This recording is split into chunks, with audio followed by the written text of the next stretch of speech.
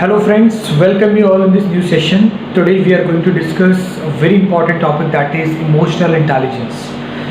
We are human beings, we're driven by emotions, but we must know how to control our emotions. So today you are going to get a deep insight about the same. Emotion.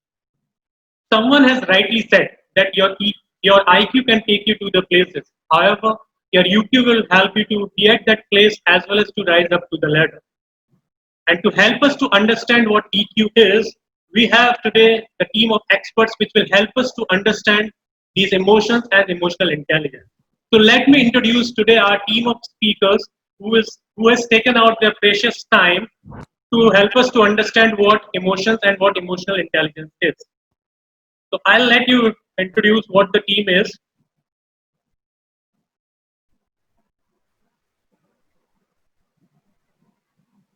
So our first speaker is Professor Dr. R.N. Krishna. Professor Krishna is currently the Director of Center for Teaching, Learning and Development at TMU, which is properly known as CTLD. With more than 40 years of experience in administration, he's been into teaching and development for the last 22 years. Prior to TMU, he was Principal of Management and Commerce College at Gyan Bihar University at Jaipur. He's a renowned corporate trainer and he's been at Mumbai for 30 years in various capacities. I welcome you, sir, for this webinar.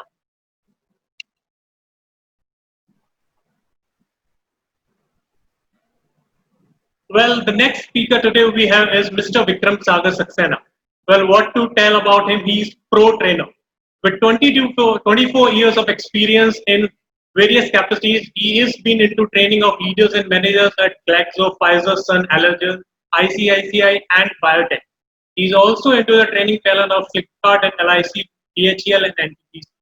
His forte is into developing organizational capability by developing human capacities. His main skills are selling skills, behavioral skills, and outbound team building. He has conducted several leadership development programs. With a postgraduate in management and science, he is a certified master trainer. At present, he is currently working as a general manager, learning and development with Parmalat. Well, next in the line, we have Ms. Jasmine Stephen with a master's in industrial and organizational psychology from Nagpur University. She is going to be an added advantage to this webinar. With more than 17 years of experience in both corporate and academic.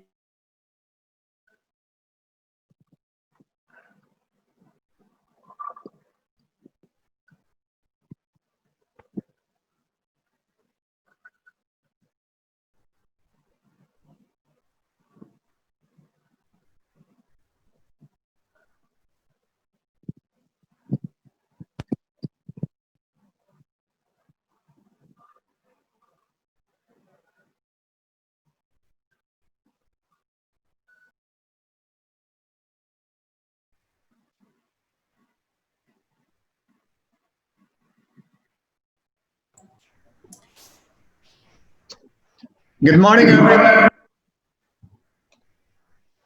Good morning, sir. It's a pleasure to be part of the program hosted by CTLD.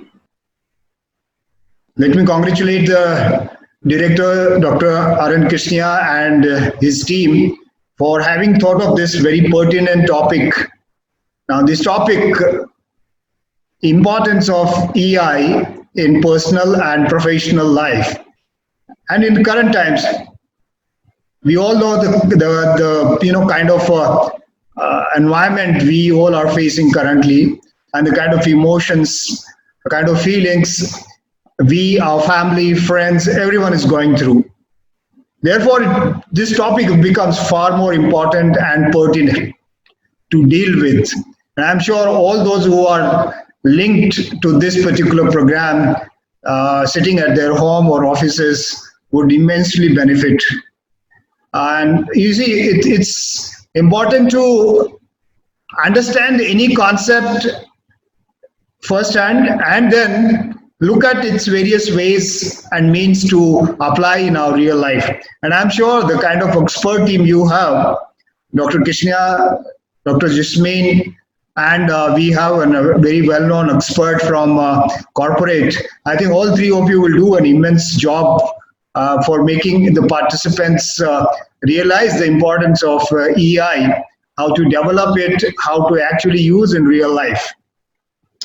Whatever little bit I understand about EI, I would definitely share my thoughts on it.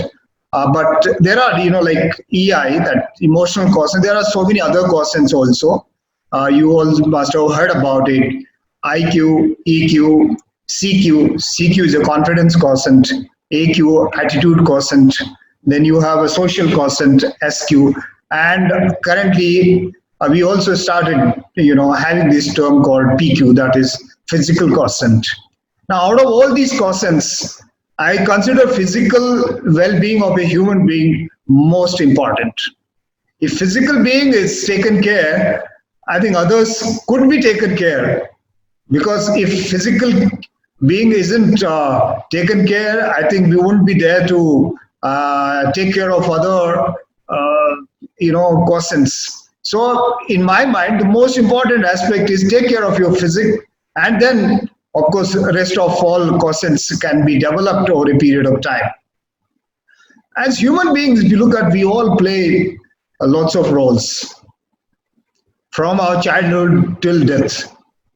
We start as a son or a daughter, grow up brother and sister, cousins, nephew, then the father, mother, husband, wife, grandparents, senior, subordinate. So these are so many roles we play throughout our life. And each role, people have expectations. These expectations could be small, large, reasonable, unreasonable. But there are always expectations from others. Now, as long as everything is going good, there are no issues.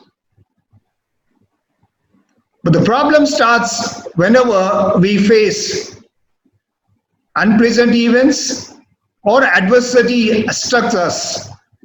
That is where the major issues actually crop up. So if we are stuck with adversity or unpleasant events, do we still continue to be in the same way? Or we start having pent-up feelings? Do we continue to maintain our relations as in the past? Or the relationship starts soaring with others? Another question is, do we all have same relationship with everybody at all times? If not, why not? What is the cause behind it? Is it the individual's fault or somebody else's fault? Now, to maintain relationship, we got to work consciously. The relationships do not happen by its own, like anything else. We got to get it. We have to work for it. Like, if you talk about emotional intelligence, we all as a human beings are full of emotions. If people weren't full of emotions, they will be like robots with artificial intelligence put into it. Hope we are not that. Since we have emotions, we are human beings. Else intelligence can be created today. Today you have machines having intelligence. So what separates us from machines is our basically emotions. So important thing here is, do we actually have an ability to understand our emotions and that of others around us? Now, I'm sure this webinar would take care of these two aspects. That means, can we understand our own emotions and that of others? And second step is, can we manage our own as well as others? Now, if these two concepts are in fact understood by audience, I think you have done a great job. We as human beings, when we interact with others, whatever may be the situation, we generally have two options. Either we react or we respond. Whether you are in a classroom, at your home with the spouse, or at the playground, or on the street, generally it is found that most of us in fact react. So what does it actually mean when we say we react? This means there's someone else who is controlling us. When we respond, that means we ourselves are in control. So there has to be clear understanding, and this is where in fact AI would help us. AI will teach us. AI will let us make a better response rather than an unthought reaction. And that's where all experts would pitch in. I remember a very pertinent incident long ago that happened in the US about this reaction and response. You all may know the great US president, former US President Abraham Lincoln. A man of steel, I would call him always. Before he became a president, probably he had 11 failures in his life. In spite of all that, that's where the CQ plays part of confidence quotient. Still, he had confidence to become president of US. Now, when he was first time addressing the Congress of US after his election or after having taken over as a president, he stood to address the Congress, and one of the aristocratic member of the Congress stood up and said, "Mr. Lincoln, do you know your father used to mend shoes for my family?" You can imagine the peril of a person as a president of US and is confronted with this kind of question. But as I said earlier, he was made of steel. He was in perfect control of himself. He had immense confidence in his abilities. So with a lot of confidence and thought, he said, "Yes, my father was a wonderful shoemaker. Did your family and you have ever had any problem? I too know how to make shoes. I can help you to make that shoes better still." Now, that kind of words, in fact, struck across the entire Congress and everyone fell silent. Now, this is what is called a response. And this is what, in fact, we all need to learn to respond in our life. So it's important for all of us to, understand these emotions and feeling, what they mean, and how it can affect others. Whether it's my emotions, if I have a pent-up feeling or emotions, and if I react in such a manner, I don't look at how it is going to impact the other person, whatever or whoever it may be.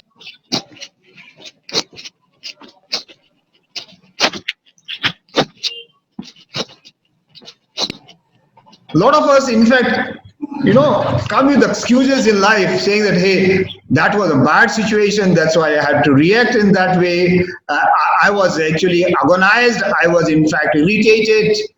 No, that's not your problem, that's somebody else's problem. You are in perfect control of yourself. Why should situations, people control you? You should be in perfect control of yours. So we look at these four aspects of EI. The first one is self-awareness. Do we know what our emotions are? Second one is in the self-control or self-regulation, that is management of these emotions. Can I, in different situations, difficult situations, manage my emotions and start giving responses rather than reacting? The third one is social awareness, that is somebody else's awareness. That means being empathic to others, trying to be in some other's shoes. And then third one is the social skill, managing those emotions of others in that particular situation. Having done that, that means I'm trying to say that the emotions intelligence plays a two part, that is intra, that is within the person, and inter, with others. The research shows us that, in fact, emotional intelligence influences or affects lot of aspects of ours on the job as well as in the general life. He says it reduces your occupational stress. If you have a high awareness about your own EI, it will help us to reduce our occupational stress because you will be able to manage your, see, stress comes from emotional burst. It doesn't come from anywhere else. So if you are able to suppress and manage, take care of those, you can never ever be the stressful. Says it improves your decision making.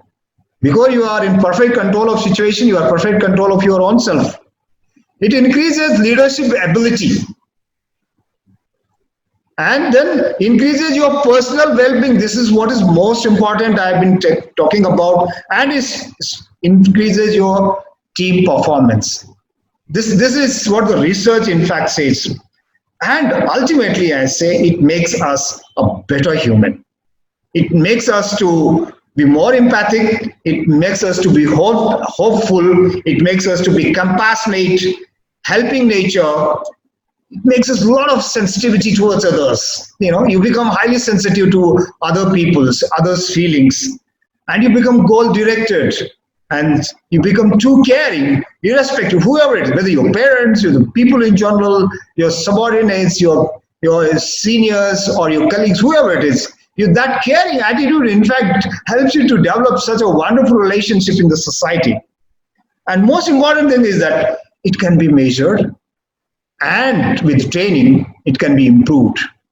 With these words, I wish you all the best, and I am sure the audiences would benefit immensely through this, and they would be a better person probably.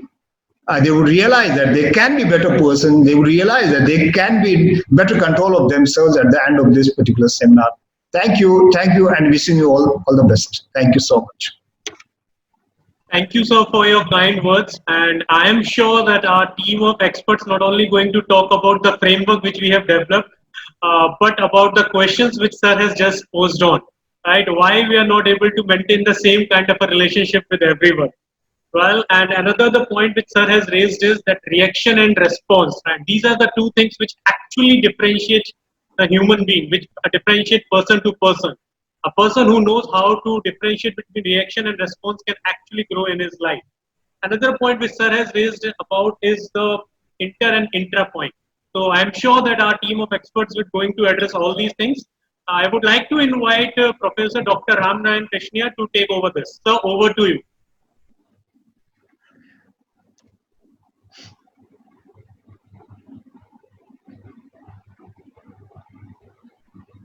Sir, you are on the mute right now.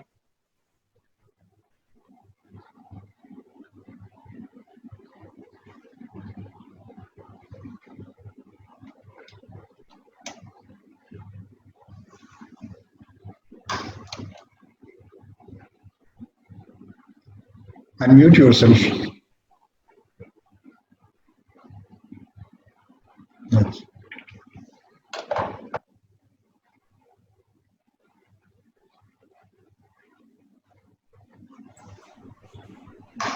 Dilip, I think you can also do it from your end to unmute him.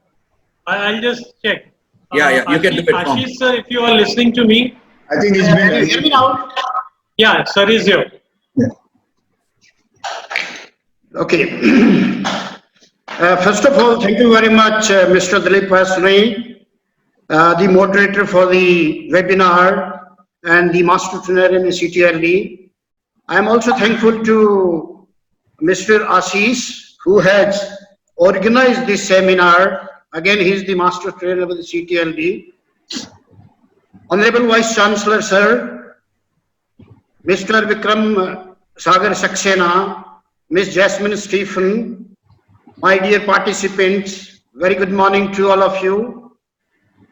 First of all, I would like to welcome all of you for this webinar. The standard set for the webinar is quite high now, as Honorable Vice Chancellor has spoken a lot of things about emotional intelligence. Three of us, we will try our best to give you maximum input. And I'm sure by the end of the webinar, all the participants are going to have lots of takeaway from this particular webinar. I'm also thankful to Honorable Vice Chancellor for sparing his valuable time and giving us the inaugural speech. And through his inaugural speech, I am sure all the participants have got some insight into emotional intelligence. Okay. Now let me talk to you, let me tell you why suddenly we have started talking about emotional intelligence so much. What are the reasons?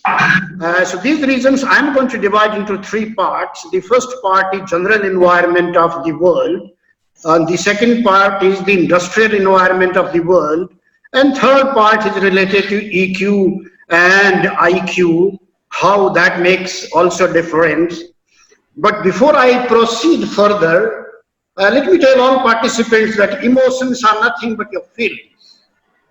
So when you keep that in the background of your mind, back of your mind, you will find whatever we speak, you will be able to understand better. Most of the time what happens is that we hear the name of emotion, we get confused. What is this emotion? What is that? And why people are talking so much? So please remember, emotions are nothing but these are your feelings. So to tell you, happiness is a feeling, anger is a feeling, fear is a feeling, sadness is a feeling, and all others are feelings. So emotions are nothing but it is your feeling, right? Now question comes, how this has become suddenly, this topic has become so important.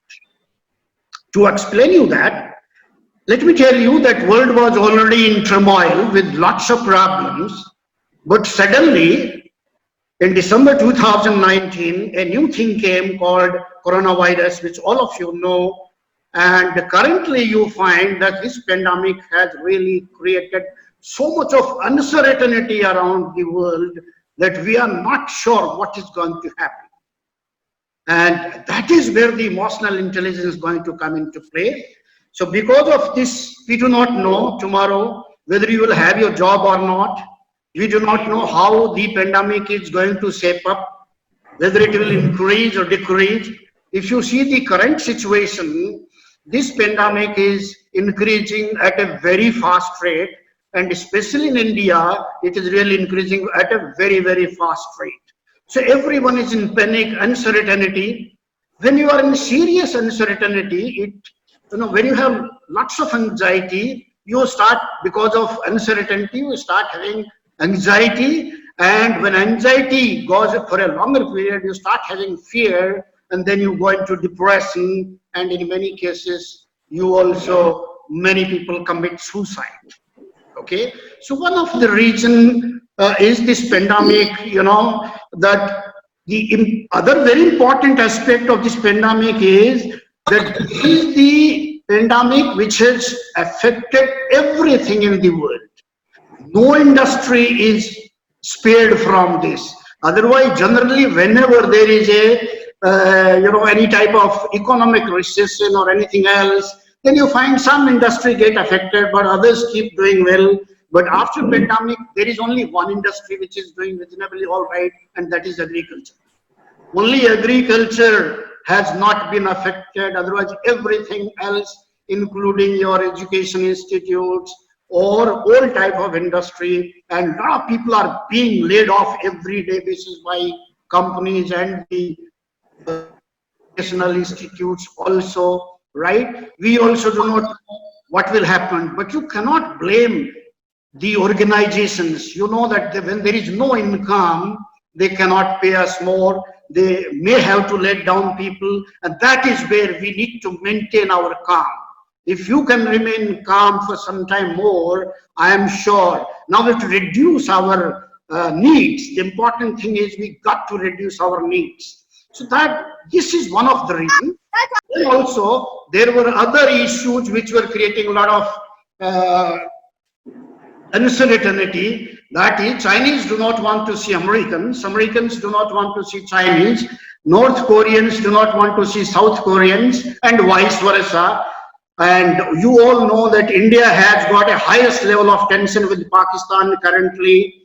Also, you find that Gulf countries are going through total internal turmoil, and to add to the fire, now you find this year a lot of earthquakes are taking place. Every day you hear in India that so place earthquake is taking place.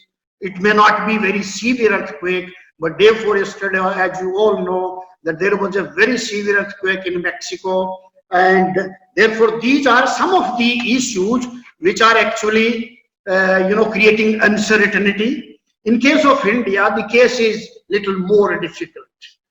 That is because we have two very good friends of ours, neighbors, Pakistan and China. You are all aware that we are all thinking day and night about these two countries, and unfortunately this time even Nepal is not behaving well. So therefore, in case of India, uncertainty is still very high. And uncertainty, all of you know, that leads to anxiety and to the final, to the other issue. Now, I will give you some very good example of uncertainty. First example, you are all again aware, and my talk is going to be purely based on examples. That is about Mr. Sushant Singh Rajput, a young, dynamic, successful actor, committed suicide at the age of 34 years because he was not emotionally intelligent. That is why he has done that. To explain you that, let me go further on it. Sushant Singh Rajput is from a very well-to-do family. He was a successful actor. His house was in Bandra, which is one of the costliest places of Mumbai. And his family background, I can say, was quite good. I can assume that it is quite good. Why? Because the day he committed suicide, his brother-in-law he flew from Chandigarh to Mumbai, and during that, in the news, I heard that yes, he is the additional Director General of Police, Haryana Police. So if brother-in-law is the senior IPS officer, I'm sure Sushant's family must be good, otherwise this guy wouldn't have married into his family.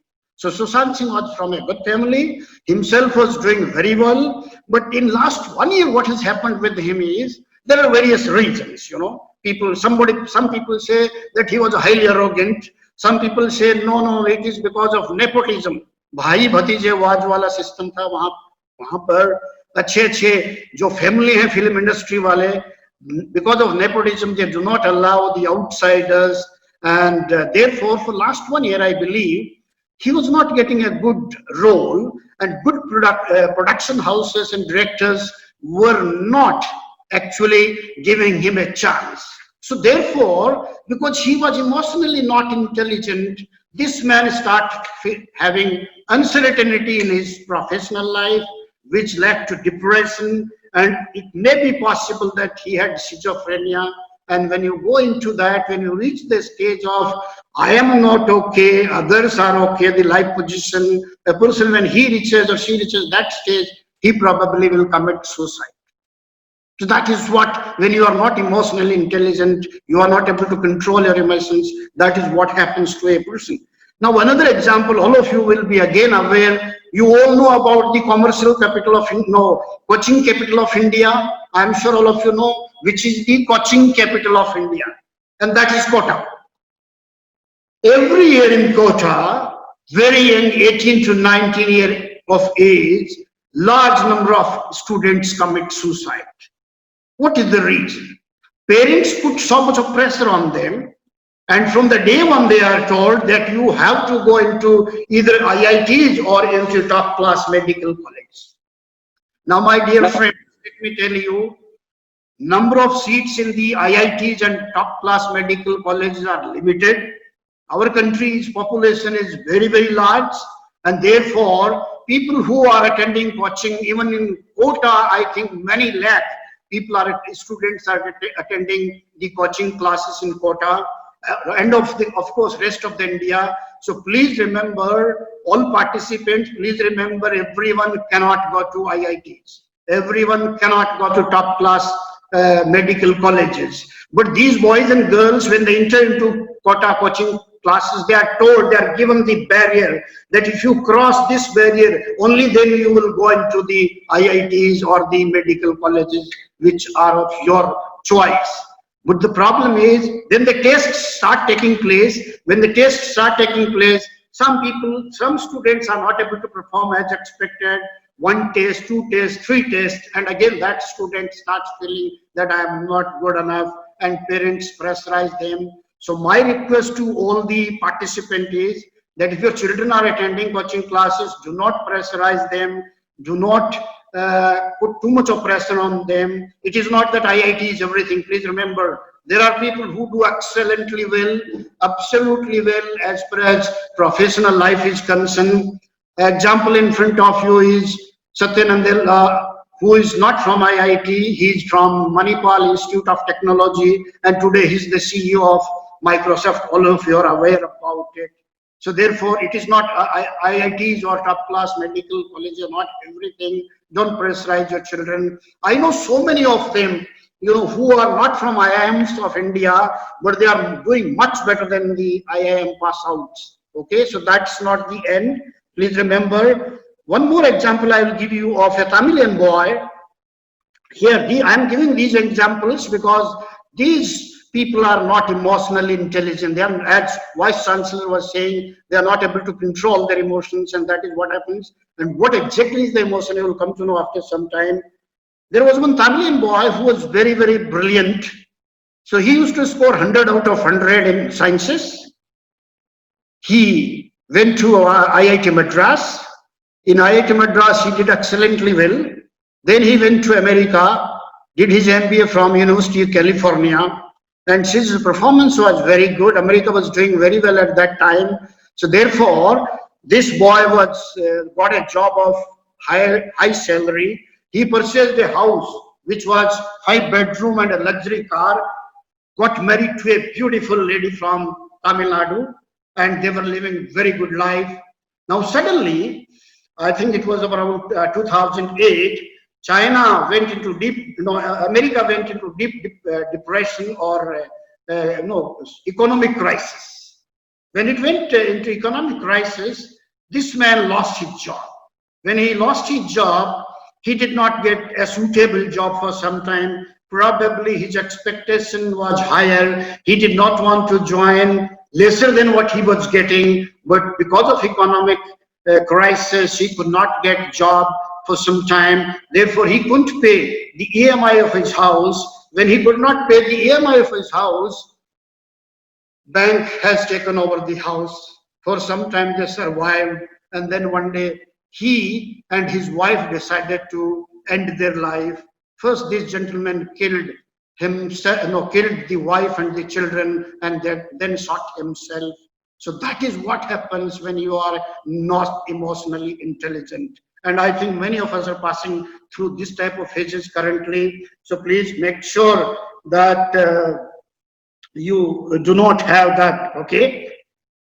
Then when this guy died, actually, a research institute of San Francisco carried out a research, and they found that this gentleman, I'm talking about Tamilian boy who had gone to America, they found that he was trained to succeed, but he was not trained to face the failures. And therefore, all of us should be always ready to face failures. You may be very successful. Tomorrow, things might change in such a way that we may not get what we want, and therefore at that time, if you can withstand, and that will happen only if you are emotionally intelligent, as Vice Chancellor was saying, that if you can manage and regulate your emotions, that is how you can survive. Now suddenly, why it has happened, let me tell you that also. Before 1990s, we were all having limited needs. That means if our lower order needs, that is your roti kapda makan, और एक काम जो कोई कैसा भी होने दो, और एक सोशल लाइफ मिल गई तो बहुत अच्छा था हमारे लिए. So roti kapda makan, because most of us we were working in the agriculture in India, and therefore roti kapda makan was not a problem. And as far as job is concerned, you always had a job in your agriculture lane, and there were not much requirement and very good social life. We all are social animals, and therefore we need that social life. And that is the one reason that Today, what has happened after 91, our expectations have increased quite a lot. You will find a guy who has got a 10 lakh rupees car.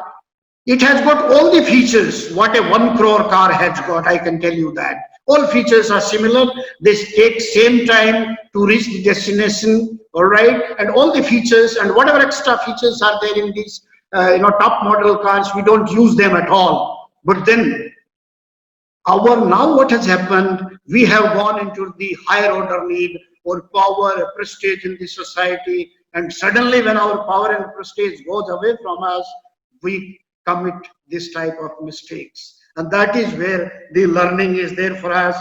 Now, this is all about general environment. Now, when you talk about industry environment, how emotional intelligence is so important for industry. All of you may be knowing about a company, about a consulting company called Capgemini Research. Capgemini Consulting Company. It has got one research institute. They carried out a research and they found that AI or emotional intelligence skill requirement is going to multiply 6 times in next 5 years, right? They also say that in most of the places, this AI skill will be required because of automation and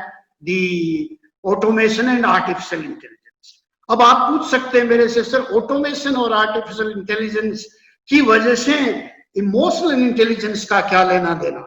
आप जानते हैं कि artificial intelligence पर काम करने वाले लोग बहुत इंटेलिजेंट होते हैं and their dealing has to be appropriate. So leaders and managers who are dealing with these guys who work on these top end technologies, those will have to deal with them appropriately. That is where your emotional intelligence comes into play. You cannot get angry on those people. Excess angry will not be correct. So you need to control your own emotions. You need to understand their emotions or their feelings. When I say emotion, and when you understand their feelings, then you will find that you will be able to handle them well. And that is why they say, in case of India, the same research institute says the demand for AI skill in India will increase 8.3 times in next 5 years. Okay, the next says the demand for AI will be high across all the sectors, especially the financial sector. More than 60% of organizations, they say today, that we recruit our senior executives after checking them for the emotional intelligence skills, right? Large number of employees have started saying we are ready to learn emotional intelligence skill, provided it becomes part of our performance management.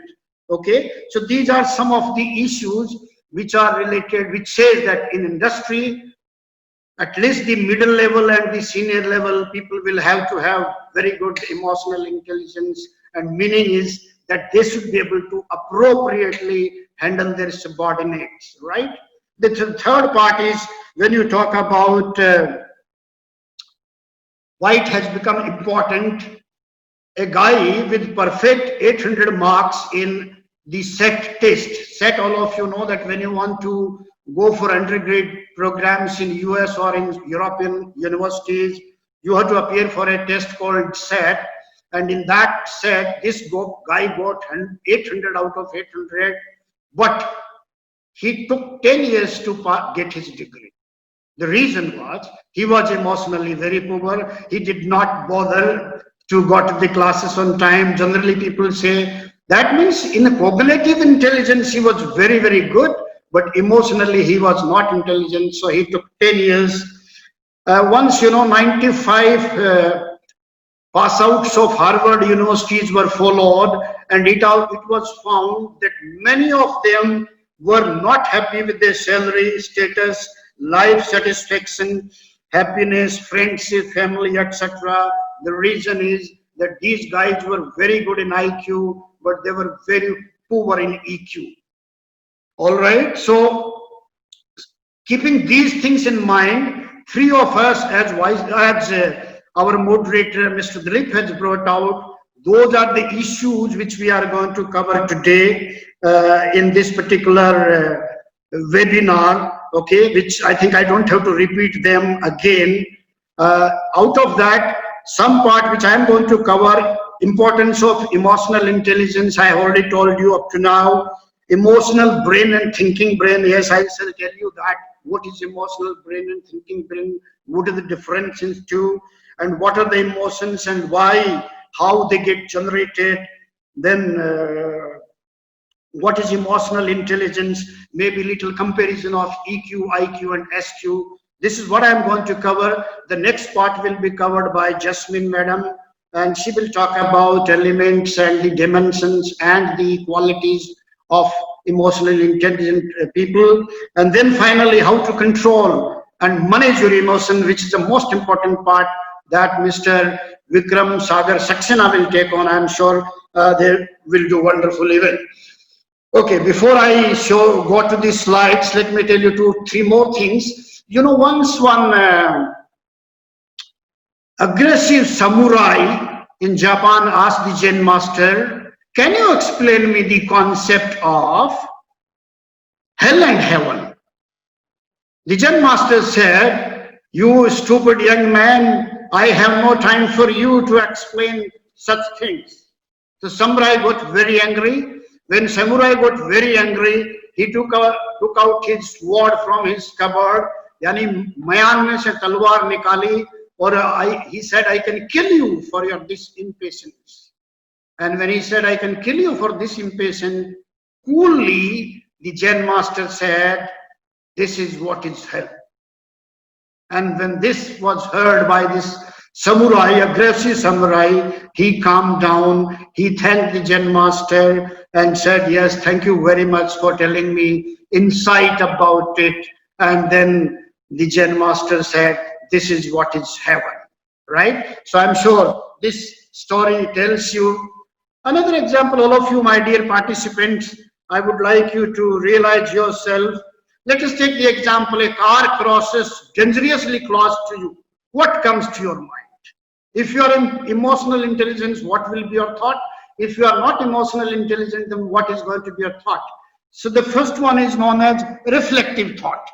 And what you do, you straight away say, you son of a bitch,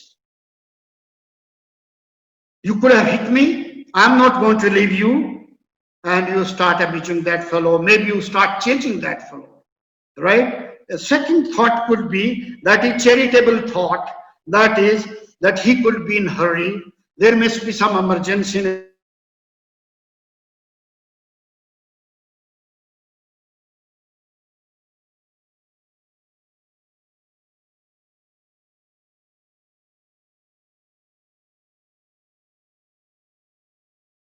Life is tragedy, those who feel. And feel is nothing, as I told you, it is emotion, right? One more story.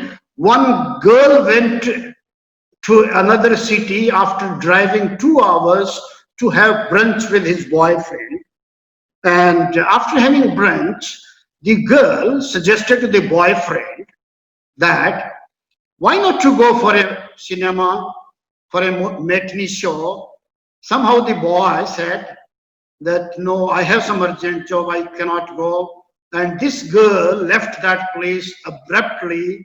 That means who had gone to meet a boyfriend for 2 hours had left that place abruptly. What it indicates she was emotionally not very intelligent. So with this, now I'm going to talk to you about what are the emotions and other things after sharing some slides. So let me share some slides with you.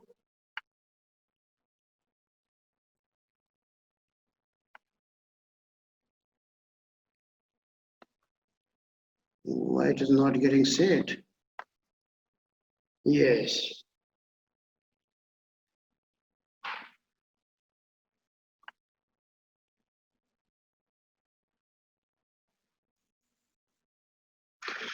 Okay, first let us understand the human brain structure. So you will understand what are these emotions and why they occur.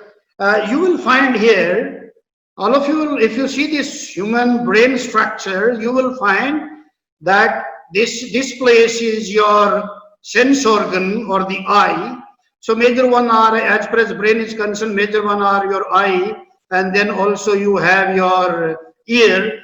So when you see something, the signal from the eye, it goes to a place called, this place is called thalamus. The job of thalamus is to convert this signal into the brain language. It converts basically into brain language. Then it transmits this signal to this part, which is thinking brain, or what we call neocortex, or your memory, where the processing of signal takes place. Okay, and or the thinking takes place. From our childhood, you find that a lot of things are there in our mind which are stored. I will tell you later in one of the slides how the childhood is important. Okay, so whatever you see here, and it is supposed to travel through this route. It is processed by thinking brain, and from thinking brain then it goes to this place which is called amygdala. Amygdala is nothing but your emotional brain. So I'm sure all of you can see this, that signal is normally supposed to go from thalamus to the thinking brain or your neocortex, and from there, after processing, it is supposed to come to the emotional brain, or what we call feeling brain. So this is thinking brain, this is your emotional brain or feeling brain. But unfortunately, signal from thalamus, small part of signal from thalamus, you see here arrow with the dotted line, it goes straight to the amygdala. So if your bringing up has not been very right, then what will happen, depending upon how you had experienced right from your birth to till now, you will start taking action immediately. So in many cases you find you don't compare that it is bad or good, and therefore the action is taken by the amygdala or your thinking brain. So if that happens, that is where we make mistake and we create problem for ourselves. So I'm sure if you understood this, what I am trying to tell all my participants, my dear participants, please remember, always pause for some time before you react. As Vice Chancellor was saying, we normally react. React means immediate. If you pause for some time, then it becomes a response. Okay, and if you can pause for some time, then by then the signal from the thinking brain will make sure that you don't make any mistake which is not desirable. So this is what it is when you talk about structure, and probably you understood what is how the emotions get generated, right? Now when you talk about our childhood determines our temperament, the emotional lesson we learn as child at home and school shape the emotional circuit. So please remember, whatever emotions you have now, this is not your fault at all. It is in the future. After this webinar also, if you do not control your emotion, then I could say, yes, you are at fault. It means childhood and adolescence are critical for setting down the essential for emotional habits that will govern our life, right? Now, here, let me tell you, my dear friends, 80% of your brain is developed by the age of about 5 to 6 years. Some of you must have heard the name of Dr. Wilder Penfield.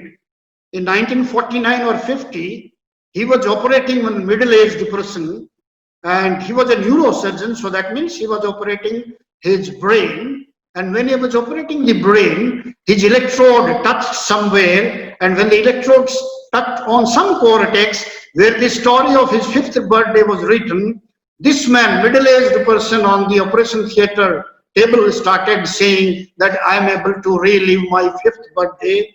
That means when he said that, Dr. Penfield thought, what is this man saying? When he regained his conscience, Dr. Penfield asked the patient that on operation theater table you were saying like this. He said, yes, doctor, I remembered everything. Actually, you know, what type of balloon were there, who were the guests, what type of cake was there and all that. So Dr. Penfield thought that means everything what has happened in the past is written in the brain and it goes into subconscious mind. After that, Dr. Penfield and many other doctors like Eric Byrne and others did lot of research, and they came to the conclusion that your mind is developed more than 80% or around 80% at the age of 5 years. So, but our mind is very malleable. It can be modified, please remember, right? So further, if you see, brain has got two parts which I explained to you. Emotional mind, which is very impulsive, powerful, sometimes it is illogical. Then you have a rational mind, neocortex, which I was telling you, that is thoughtful, able to ponder and reflect, and that is the mind which thinks, right? Now, amygdala, working of amygdala, ये एक alarm company operator की तरह काम करता है. जैसे ही कोई alarm बजता है, आपके दिमाग में फियर जनरेट करता है, और उस टाइम अगर आपने थोड़ी देर रुक गए या एंगर जनरेट करता है, उस टाइम आपने थोड़ी देर कंट्रोल कर लिया, तो आपके पास इतने में सिग्नल आपके थिंकिंग ब्रेन से आ जाएगा और आप ऐसा कोई एक्शन नहीं लेंगे जो आपको नुकसान कर दे. सो अमिगडाला जैसे ही अमिगडाला के पास सिग्नल पहुंचता है, ट्रिगर्स और सीक्रेशन ऑफ बॉडीज फ्लाइट और फाइट हार्मोन्स. सबसे पहले या तो इमोशन जब होते हैं, या तो आप भागेंगे या आप लड़ाई करेंगे. Mobilizes the center for movement in the body, activates the cardiovascular system, muscles and the gut. Fearful expression will be there on your face, and your heart rate will speed up, blood pressure will increase, and amygdala then becomes the master of your brain, including your rational brain. Now, let us understand the emotions through some stories. देखिए पहला story कितना अच्छा है. सारे small cases हैं जिसके through, जिससे आपको अच्छी तरह समझ में आए कि इमोशन है क्या. आज at a school, a 9-year-old boy goes on a rampage, pouring paint over the school desks, computers, printers, and vandalizing the car in the school. You know what was the reason? उसी का एक classmate, तीसरी class का classmate, third grade classmate, called him a baby. So जैसे उसको baby call किया, उसके amygdala में सिग्नल पहुंचा और वो एंगर नहीं, रेज में पहुंच गया. एंगर की higher form is rage, and he started doing all these things, right. Next, so this is anger is nothing but emotion or your feeling, right, at that time. Second case you can see here, pushing in a crowd of teenagers ended when one of them with .38 caliber gun fired and 8 people wounded. Again, it's a emotion which is anger, or you can again call it as rage, right. Next one you see here, third example of anger, and very surprising. My dear participants, I want you to understand this very clearly. For murder victims under 12 in US, America में 12 जो साल से कम बच्चों के मौत होती है, murder होता है, उसमें 57% murders are done by their own parents, right. The reason is parents say that they were merely trying to discipline. For what?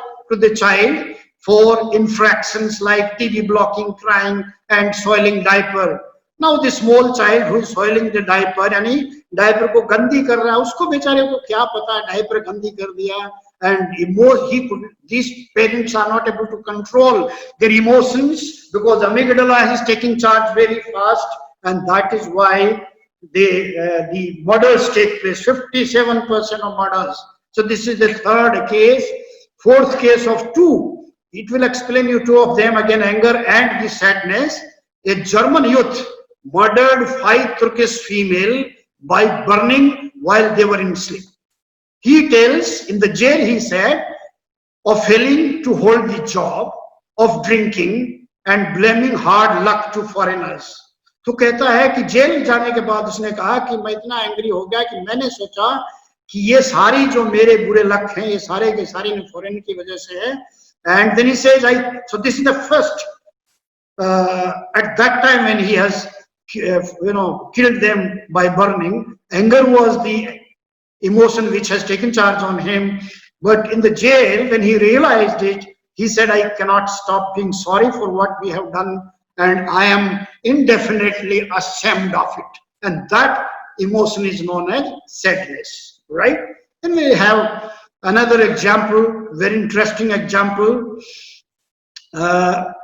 The name, of course, is not the, I have just taken the name. 14 years, Soumya was playing practical joke with her father. Okay, she yelled at Bow from the cupboard or closet of the room when the parents came in the night at home. As per parents, they were saying that this girl was supposed to stay that night with the friends, but she somehow came inside and she thought, let me make a fun of parents. So therefore they made that noise, Bow. Because of this noise of Bow, the father took a pistol of .375 and went into Somaya's bedroom to investigate. She jumped from the closet and the father fired on her neck. One of the emotion legacy is fear. That mobilizes us to protect our family from danger. So which is the next emotion? That is the fear. Fear in extreme cases will do like that. So please control your fears. Whatever is going to happen, it is not in our control. We must try our best, whatever we can do possible. And beyond that, you don't have to be afraid of COVID-19 or the current bad scenario. Keep calm. I think that is what is going to help us in a long run, right? Another example where you will find fear, anxiety, and your, these two things will be explained. One day I was driving along a highway over the mountain pass near Shimla when snow flurry suddenly blotted out a car a few lengths ahead of me. As I peeved ahead, snow was blinding me. Pressing my foot on the brake, I could feel anxiety is another emotion which flooded my body and heart thumping. Right? Anxiety reached to full fear. Hence, I pulled the car on the side of the road, and after half an hour, when the snow reduced, when I moved, I found one of the car was being rescued, and the fear saved me that day. So fear, it is not always bad. To some extent, it will save you. I'm sure you have now understood what are the emotions, right? Okay. Here, I think I don't have to explain to you all of them. I already explained emotions are nothing but impulses. Anger is when you are angry, the blood flows to your hands, making it easier to grasp a weapon, and we become ready for fight. Adrenaline generates a pulse of energy strong enough for vigorous action. My dear participants, especially our body is fit for jungle life. When we were in jungle, in olden days, long back, when we were not civilized, what was required when a lion roars, at that time you will find the requirement is either to fight or flight. So there you find these things are very, very important. Fear will generate all those things in you, and that is why in case of fear, what happens? Blood rushes to your legs, make it easier to flee. Ab bhag sakte ho. Happiness is an increased activity in a brain that inhibits negative energy feeling and fosters increase in available energy, right? Sadness helps us to adjust significant loss.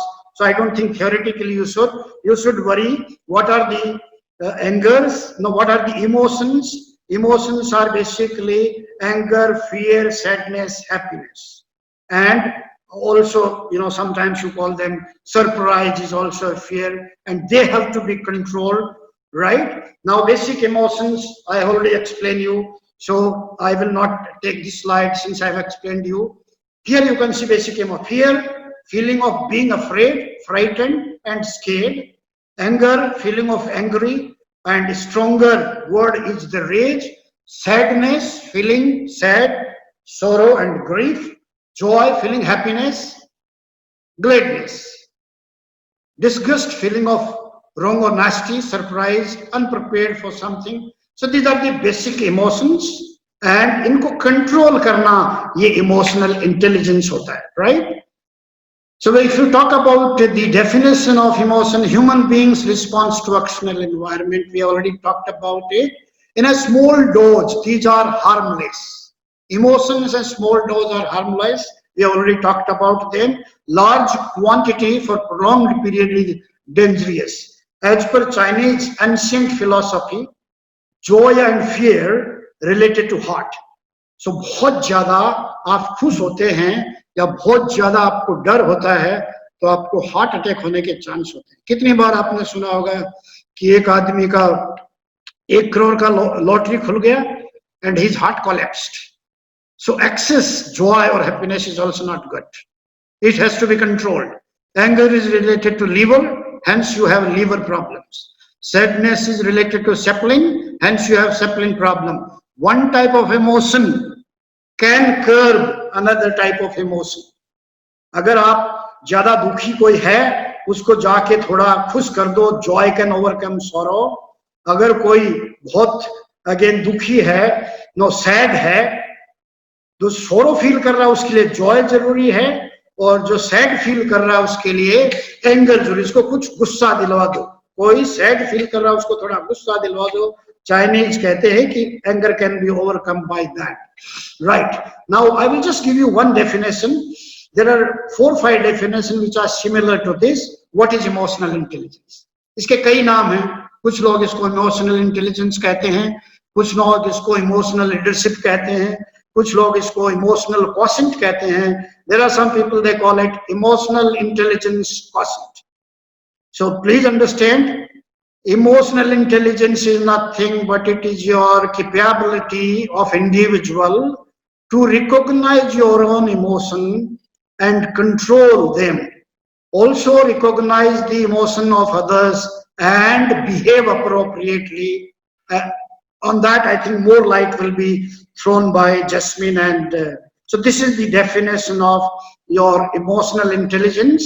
What are the benefits? All of you know that there are a lot of benefits. Everything you can do well to communicate better. You will be, if you are emotionally intelligent person, you will be able to communicate better because you will be able to develop good relations, because you know how to behave with others. So you will be able to develop good relations, so your communication will become better. You will reduce your anxiety and stress.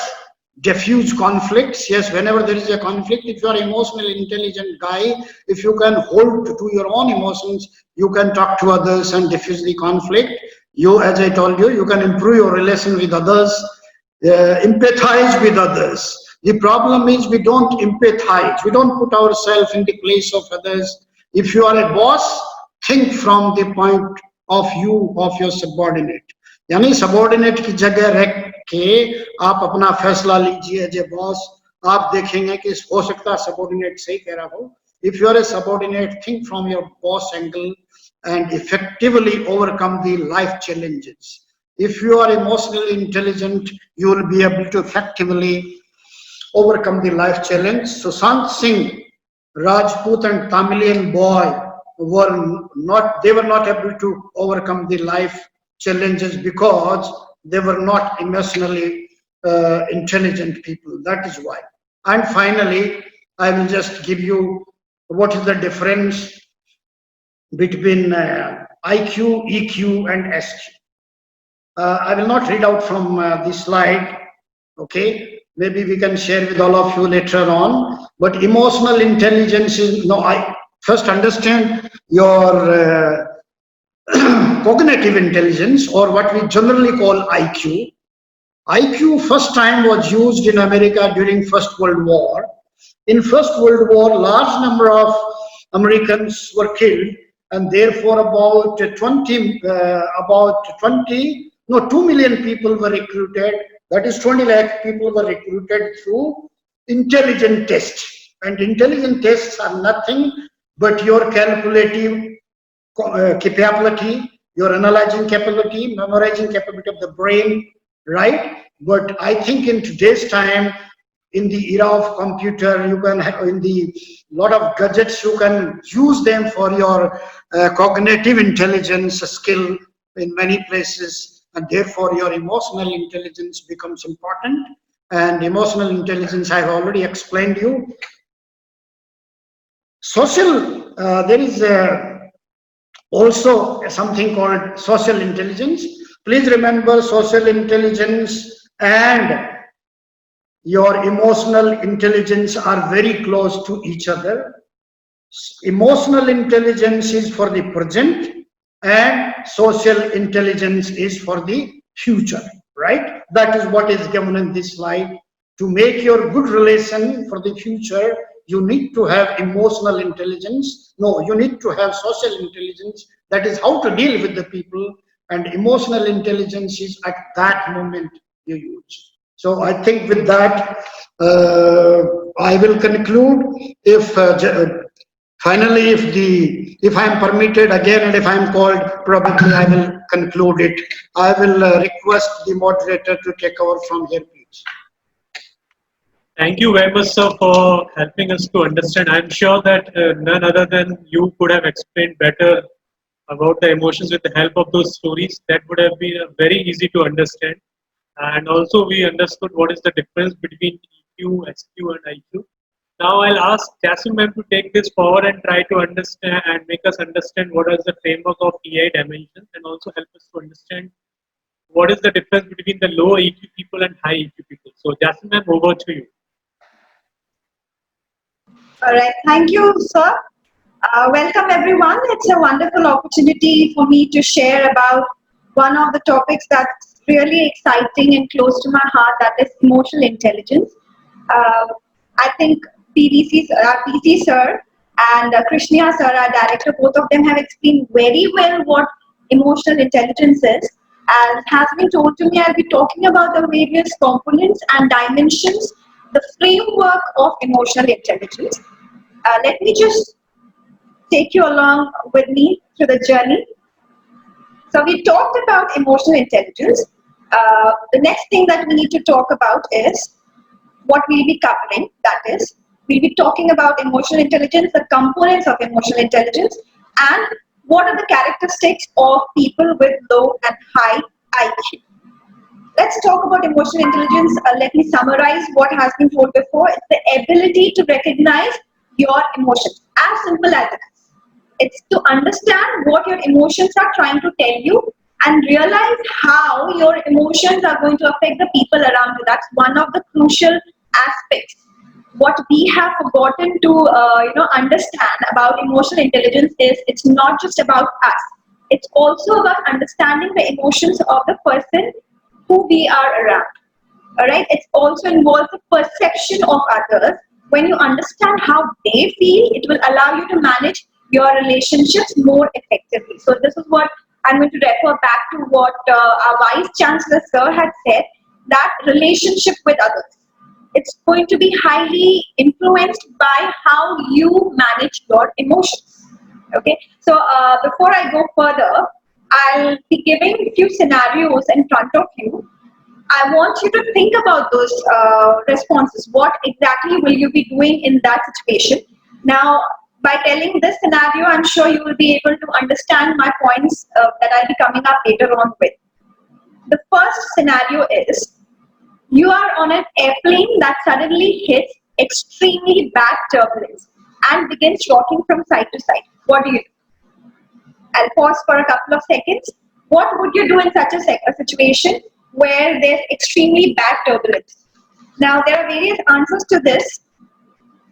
Some people, they might continue to read their book or magazine, or if they're watching a movie or listening to something, they continue doing that.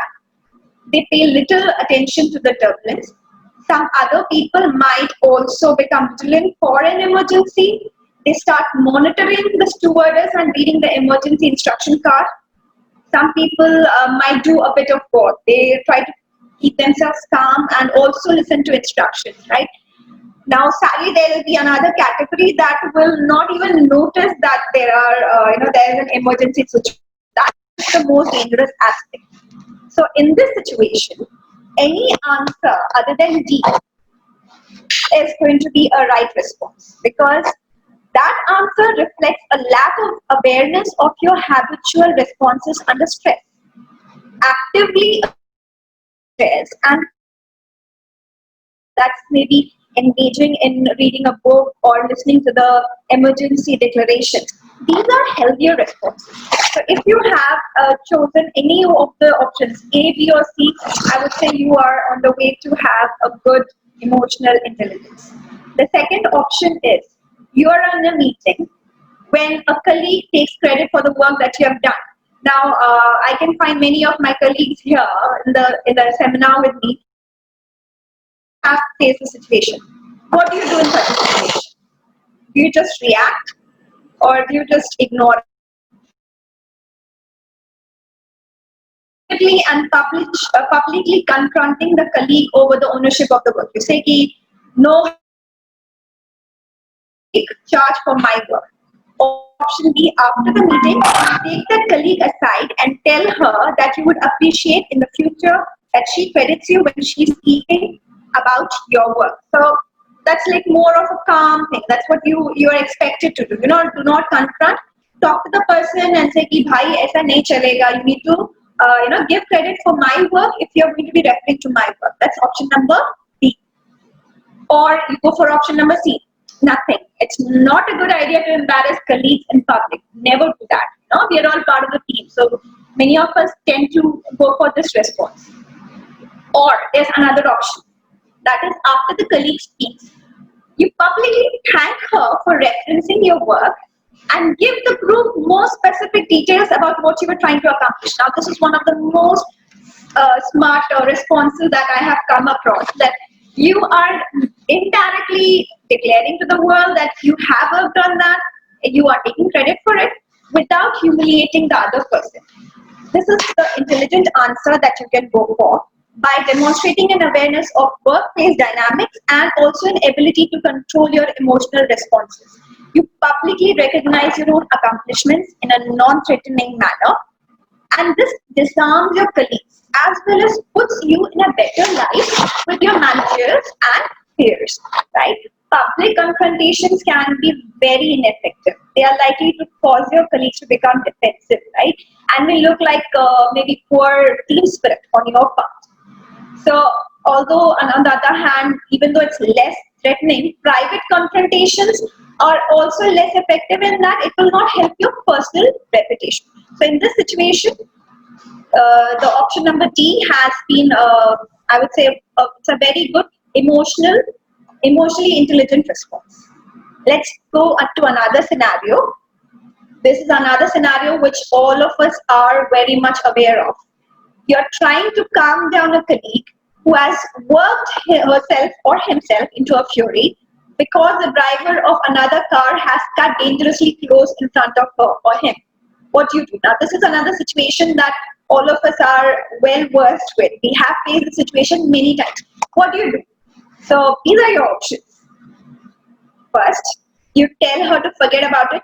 She's okay now, so it should not be a big deal at all. Ignore it.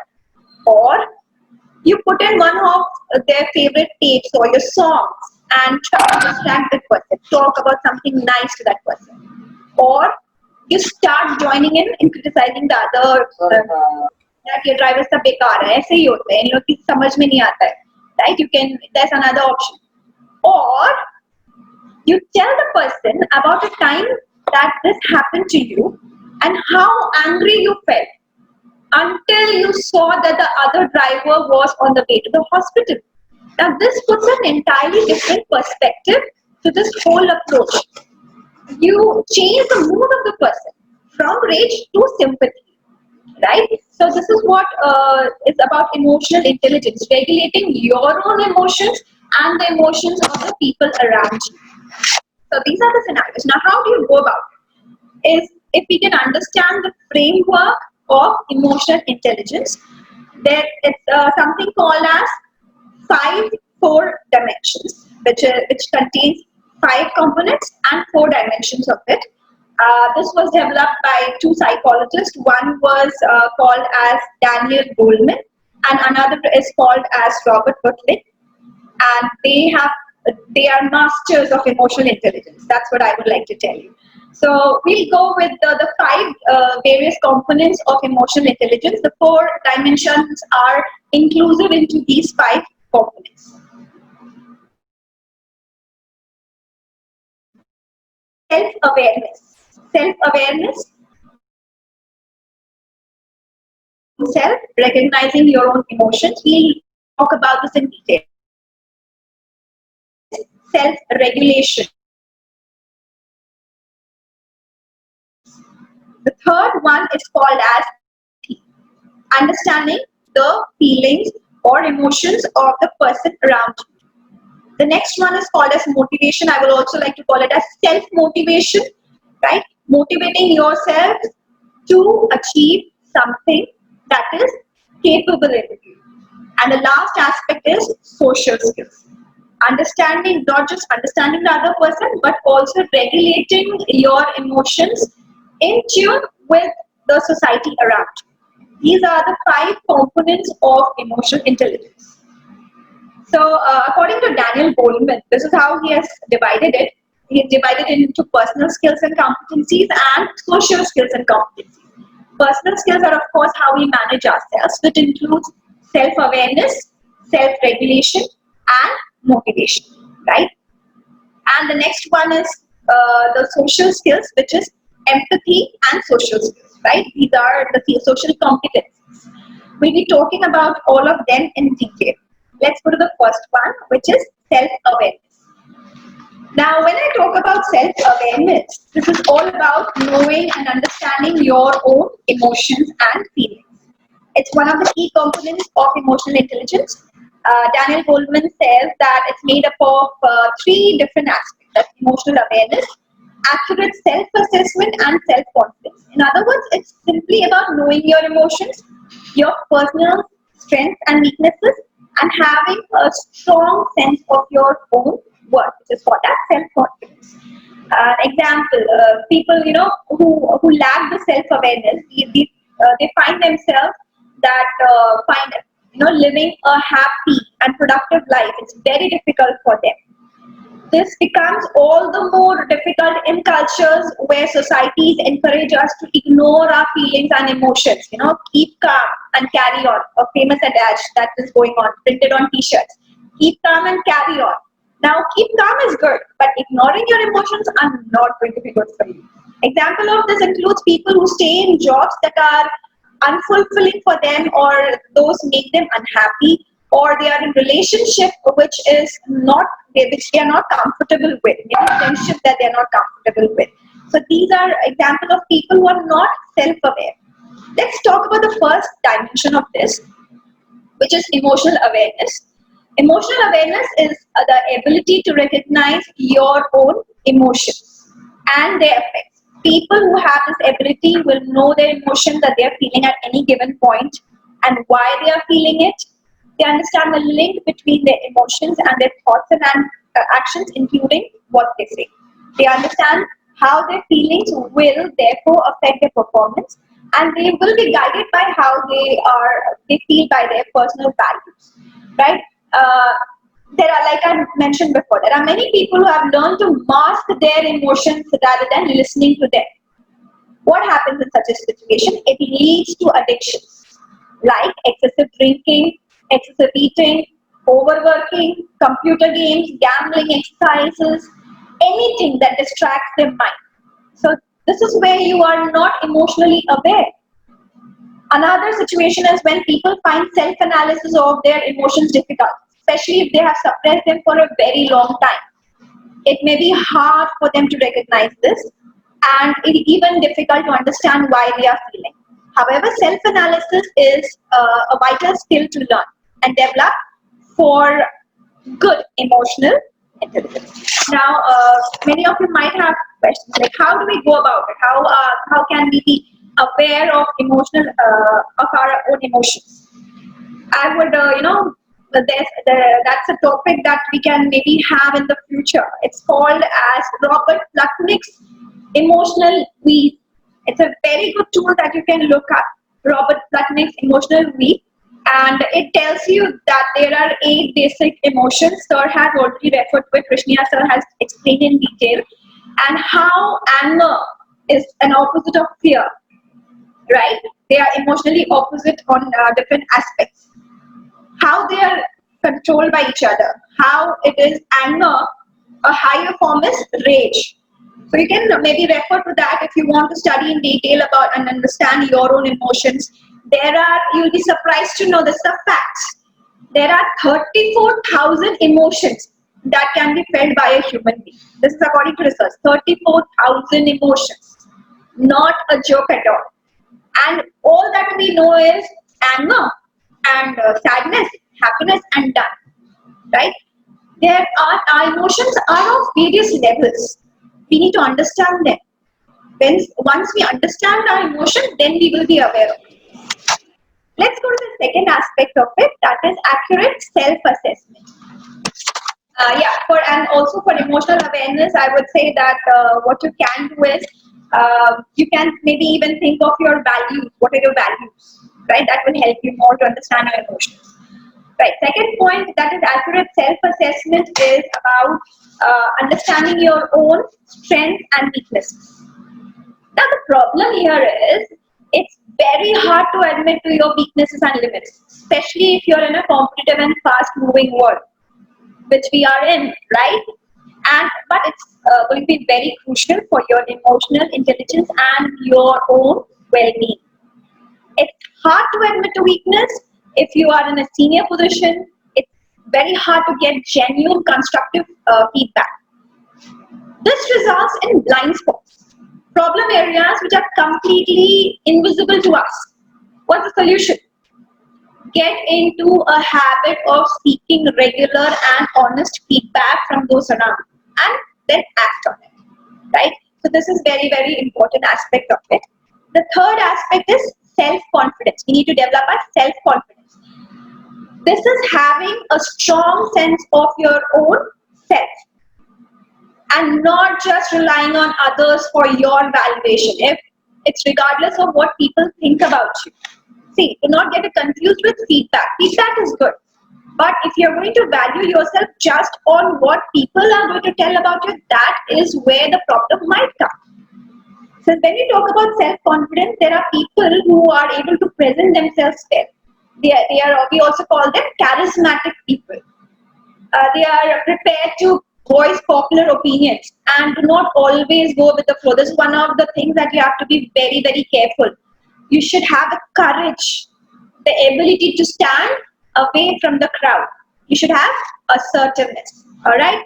And another aspect of self-confidence is your decision-making skills. Be decisive, able to make good decisions, be grounded in your own values.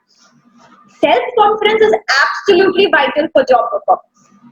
Without the ability to tell it as it is when necessary and the ability to stand up for unpopular positions, it is very hard to achieve anything, especially during tough times, which we are going through, right? Corona has not made the world not made it easier, right?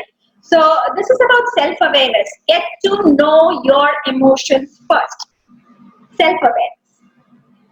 I hope this was quite clear. Let's go to the second aspect, the component of it, that is self-regulation or self-management. It's the second of the 3 key areas of personal skill that make up your emotional intelligence. It is concerned with how you manage and control your emotions and yourself, your inner resources and your abilities. It also includes your ability to manage your impulses, right? And there are 5 aspects to it. One is self-control, trustworthiness, conscientiousness, adaptability, and innovation. Let's talk about the first one, self-control. It's not, again, let me tell you, this is not about hiding your emotions, but recognizing your emotions and controlling them appropriately. Let me take an example of a kid, a child, right? I have a 5-year-old daughter. Now she is growing up, okay?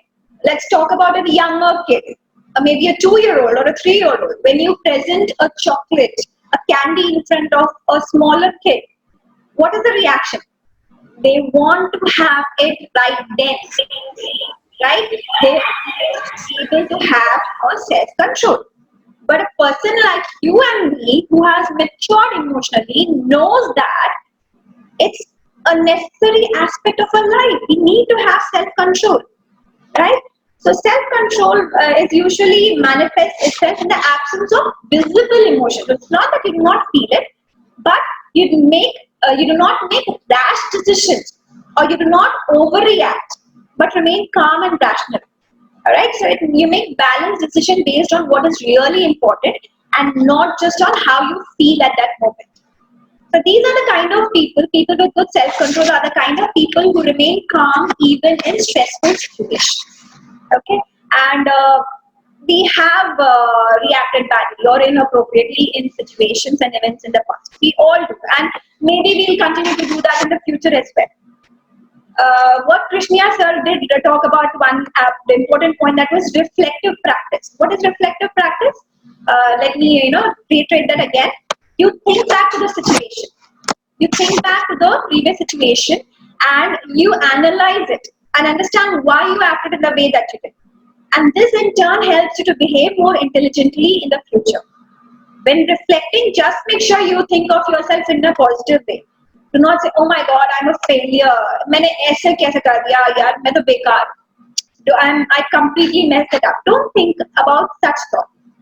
Go for more positive aspects like, "I can use these experiences to learn and become a better person." So that's about self-control, learning from self-control, managing through self-control. The next aspect, I'll be taking the next two aspects of it: trustworthiness and conscientiousness together. These are, more or less two sides of the same coin, because these are both about behaving well according to your personal values and codes of ethics. Trustworthiness is your ability to maintain your integrity. So it's basically about your personal values. You act ethically or not. You build trust through your own personal action and the way that your actions are consistent with your values. You're also prepared to confront unethical actions and take a stand when necessary, even if it means being unpopular. Oh, that's one of the scariest aspects of it. We are so scared of being unpopular that we would rather compromise. This is where you have to be very careful. An emotionally mature person will manage his or her own emotions and reactions based on his values as well, and not according to popularity, right? The second aspect, the third aspect of it, I would say, is conscientiousness.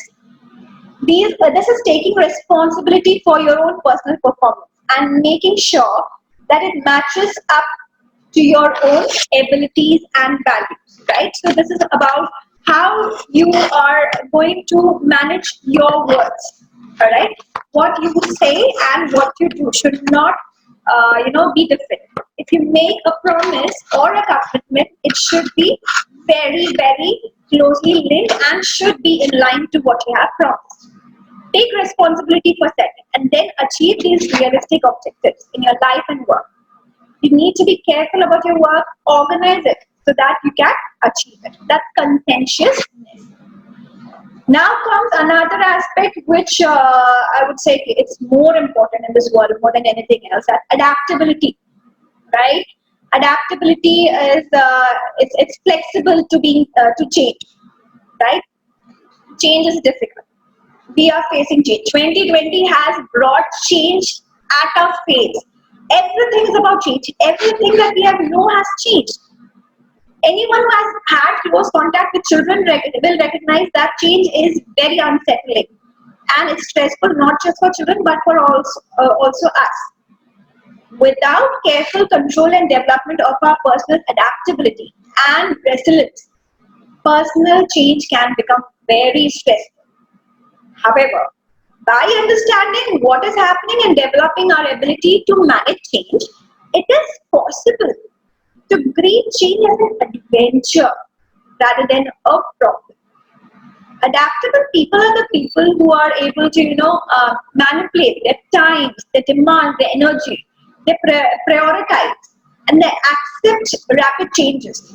They adapt the responses and the way that they fit into different situations. They are flexible in how they see events and how they see various perspectives. That's about adaptability. And let me also say that, when we talk about the recruiters, the students that we are, managing, we see that adaptability is one of the key skills that they are looking for.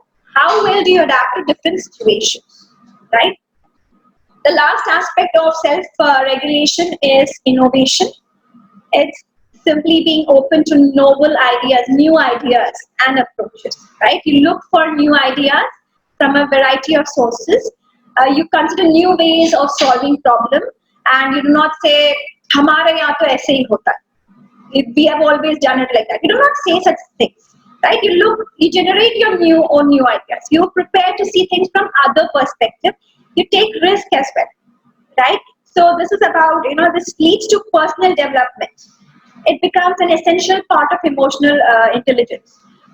People who understand and value yourself, you are able to draw on your resources, and you will be able to relate fully and completely to others, right? So this is the second component of emotional intelligence. That is, you just need to not just understand your emotion, you also need to regulate your emotions, manage your emotions. Let's go to the third important aspect of personal competencies. That is self-motivation. All right. Motivation are of two types. One is intrinsic and extrinsic. People from management background can understand that. We'll talk more about it later on. Okay. And let's talk about this self-motivation first. Motivation is one of the three areas of personal skills that I've talked to you about. Now, the topic of motivation, however, is far from simple. All right? People can be motivated by many things, external or internal. Understanding and developing your self-motivation can help you to take control of many aspects of your life. So Daniel Goleman, who I refer to as a father of emotional intelligence, he said there are 4 different elements that make self-motivation. One is achievement drive, or the personal drive to achieve, commitment, initiative, optimism, and resilience. I'll be talking about each of this. Personal drive to achieve, or achievement drive, what is it? So that is, you think of a personal drive to achieve as ambition, or perhaps I could say personal empowerment. There are 2 different kinds of people. One is fixed mindset and another is growth mindset. Fixed mindset says that we cannot change our ability, this is how we are. Growth mindset says that I can improve myself through hard work and effort. Research has shown, right? It has shown that people who believe that they can improve, that is, people who have growth mindset, they are more likely to achieve whatever sphere that they choose. That's what it is. It's an important element in a personal drive to succeed, right? The next aspect of it, element of it, is commitment. Albert Einstein once said, if you want to live a happy life, tie it to a goal, not to people or things, right?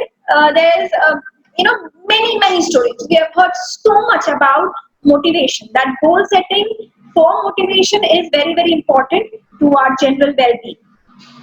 Most of us need something in our life to aim towards. If you do not have an aim, that's where you start being the boat that does not have a place to reach, right? So you need to have an aim. Having an awareness of where you wish to be and an understanding how you plan to get there is a vital part of staying motivated. Next aspect is initiative. Initiative is effectively to take advantage of opportunities where they appear. So now this is again, it's about taking initiative, but let me also give you a warning. There are many people who just jump, right? Opportunities might be gone, so I'm going to take a chance right now. But here, when you talk about handling your emotions and self-motivating yourself through initiative taking, also remember it's a good combination of courage and risk management. So when you talk about risk management, it's about identifying the right opportunities to consider and take the appropriate level of risk. And of course, you know about courage is the ability to overcome the fear of the unknown, right? You need to have courage as well. The last element of this is optimism and resilience. Optimism, as you know, is the ability to look on the bright side and think positively. Resilience, an important word for us, is about, what I would like to call as bounce back attitude. If you are in a bad situation, sad place, what is your ability to come back after a setback or keep positive in the face of challenges, right? Resilient people use their ability to think of a way to manage negative emotional responses. So they, use positive or rational thinking to examine and, if necessary, overcome reactions that they understand might not be entirely logical. Okay. So the self-motivation, of course, is two things. Now, what can we take away from this? Self-motivation has two aspects of it, that is intrinsic as well as extrinsic. Many people try to have their motivation tied to extrinsic factors, that is getting some external reward like promotions or good marks, scores, power, responsibilities, right? But if we can have it to intrinsic motivators like having fun, being interested in it, and or setting personal challenges for ourselves, these motivating factors, that is intrinsic, things that come in us, they will have a better output. Let me give an example. There's a person called as, let's say, Jay. Jay works because he has to pay his loans and feed his family. He gets no satisfaction from his work. There is no chance of promotion. So maybe the only motivation that we will have is the cash that he's getting, the salary, and if maybe promotion is open to him. On the other hand, there is another person that's called. What happens with Sarita? Sarita works because she loves what she does. She gets enormous satisfaction and self-fulfillment. So, what do you think is, who do you think will perform better and be more successful? Of course, Sarita, because she does it out of her own happiness. So, self-motivation is one of the key things in achieving your goals. Right? Let's go to the next one. That is empathy. Now we are going on to the social aspect of it. That is empathy.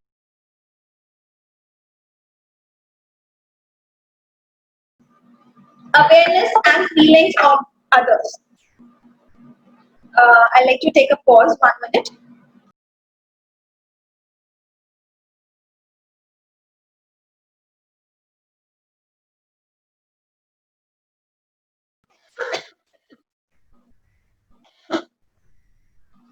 Now, thank you so much. So like I said, empathy is about, it's far beyond sympathy. It's going to understand feelings as if we ourselves are feeling. Okay. Now, empathy is a skill set that can be developed. You need to understand how others are feeling. There's a saying, old Indian proverb, American Indian proverb. It says, "Never criticize a man until you have walked a mile in his moccasins." Moccasins means shoes. So never ever criticize a person unless and until you have lived their own life. Okay, please do not raise a finger. Right.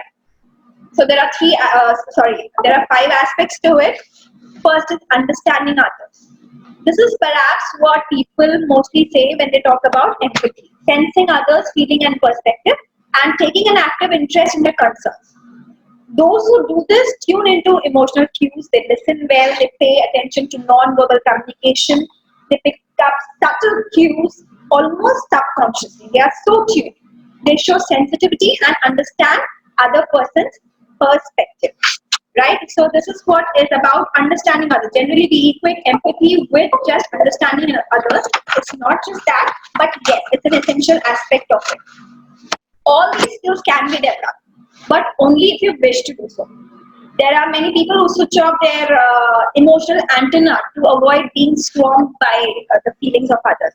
I'm sure many of you have, in this time of Corona, many of us have heard of nurses and doctors who have been accused of not being caring enough about the patients.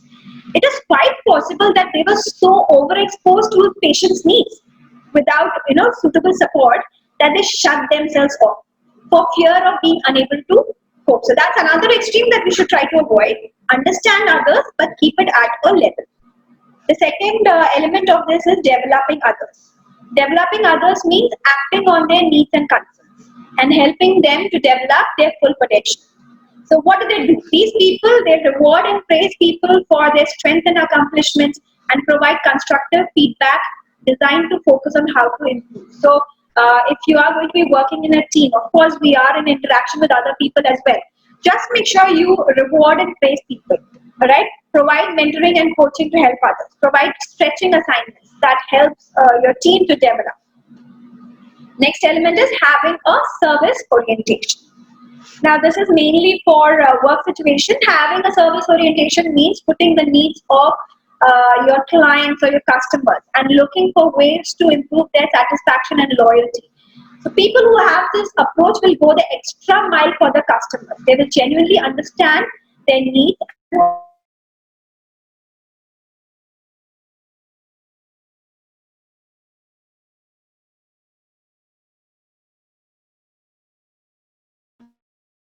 Okay. Am I audible? Yes, ma'am. You are audible. Right. So let me get back to that. So empathy.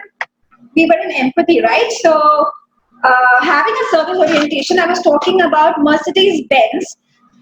They said no more satisfied customers. Now, for us, it will be like, oh, what are they talking about? This does not mean that customer service experience is not important to Mercedes. It's quite the opposite.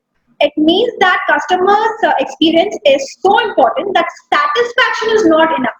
They want the customers to feel delighted by their experience.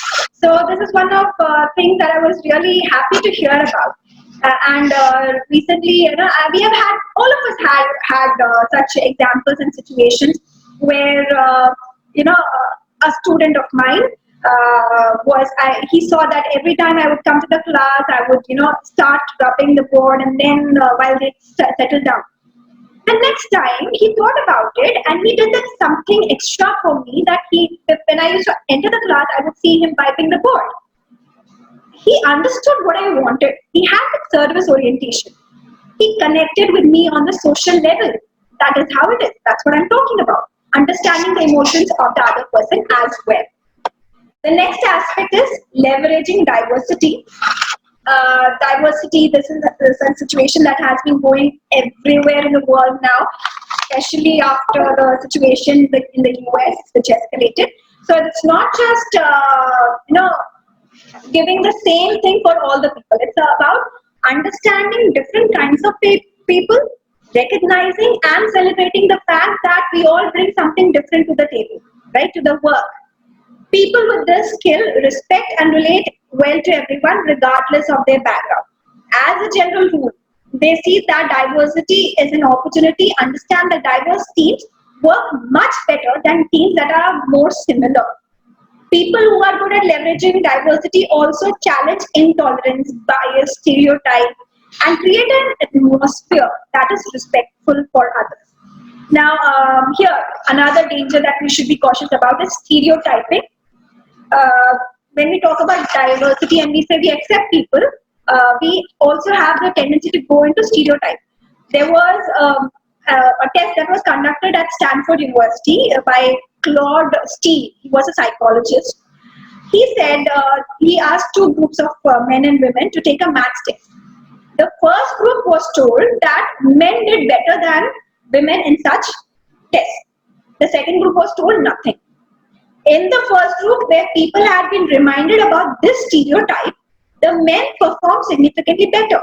There was no difference in the second group. Now, Claude Steele, he says that being reminded of stereotype activated emotional centers in the brain, resulting in anxiety in the women compatriots, which affected their performance. So this shows us how dangerous stereotypes can be, and they can have a real effect on performance. So yes, encourage diversity, believe in others, but do not go into stereotyping. The last is political awareness, and this is nothing to do with the Indian political system. It's about understanding groups' emotional undercurrents of power, understanding who is trying for power, who is trying to rule over who. Political awareness. If you have this political awareness, this can help you to help individuals navigate organizations' effectively. It allows them to achieve where others may previously have failed. So this is another important aspect. Now, when we're talking about empathy as a whole, also understand that there are three types of empathy. One is cognitive empathy, which is like you know what the other person is feeling, but you do not feel it. It's just by brain cognition, right? You understand the other person, but you do not feel it. Another is called as emotional empathy, where the person gets so lost in the emotions that they also start crying with. You must have seen such people. They are so caught up in the emotions of the other person that they also start crying. Right? Of course, one of the examples in the kids that you see, when a kid smiles, the other kid also smiles. That's an emotional. What you need to have is compassionate empathy, which is and and taking appropriate actions to help. This is very, very important. So it's not going to be easy, and sometimes might not even possible to empathize with others. But with some imagination and with certain regular people skills, you would. Research has suggested that people who empathize enjoy better relationship with others. And right? So let's go to the last aspect, the last component of this, which is called as social skills. Now, I'm not going to talk about social skills in detail because this is something that we all have known about. We have talked about it. It's a very broad term, but it is when you talk about in terms of emotional intelligence, it refers to the skills that are needed to handle and influence other people's emotions effectively. Of course, this might in a way sound like manipulation, but it is actually being as simple as understanding that smiling at people make them smile back, and they can therefore make them feel more positive. The social skill is more like a final piece of the emotional intelligence jigsaw puzzle. Emotional intelligence starts with understanding your own emotions, that is self-awareness, then being able to manage them, which was self-regulation. You use them to achieve your goals, that is self-motivation. Once you are able to understand and manage yourself, you then start to understand the emotions and feelings of others, that is empathy, and finally you influence them, that is social skill. Of course, we have the various range of skills, which is persuasion and influencing skills, communication skills, conflict management skills, leadership skills, change management skills, building bonds or rapport, collaboration and cooperation, also called as teamwork. I'll just explain everything in a single sentence. Persuasion, for example, is the art of enthusing others, influencing people, and winning them over to your ideas and propose course of action. So people who are good in persuasion, they can understand the emotional current in the situation and fine tune what they are going to say to others, right? So next we talk about communication skills. Communication skills, these are very much vital. This is all about in connection to emotional intelligence. I will say it's all about listening to the other person, right? Make sure you understand, listen not just with your ears, but also with your head and your heart. The next is conflict management. It's all about tact and diplomacy, right? If you're a good conflict manager, you will be able to bring disagreements into the open and resolve it, right? Sharing of emotions, it encourages debate, but also open discussion. It reduces the hidden problems and helps your team members, the people around you, to recognize each other's feelings as well as their logical position. So this helps us to go towards a win-win solution, right? Next element is leadership skills. See, all of these points are a webinar all by themselves. So I won't be going too much into detail for all of them. Leadership skills, it's all about, they are intrinsically linked up. Good leaders will be able to articulate a vision. They will not need a formal leadership role to provide leadership. They will support and guide the performance of colleagues. This is what you are supposed to do while holding them accountable. And of course, lead by example. Change management, I think we have already talked about it, is about how good of a change catalyst you are without alienating others. Make this interchange into an opportunity rather than a stress management, stress situation. Okay. Next is building bonds or rapport. Now, these are people like us who are emotionally intelligent. You need to be good at building rapport, but also on keeping those established relationships. Keep that healthy, right? So you need to have many good friendships among your work colleagues. Value others, being interested in them, wanting to know more about them. The next is collaboration and cooperation, also called as teamwork, right? This is a key social skills. These people or emotionally intelligent people, they tend to see the relationship at least as important as the task, right? Task should never become more important than the people. You actively collaborate, you share your plans and ideas, you work together to build a better whole.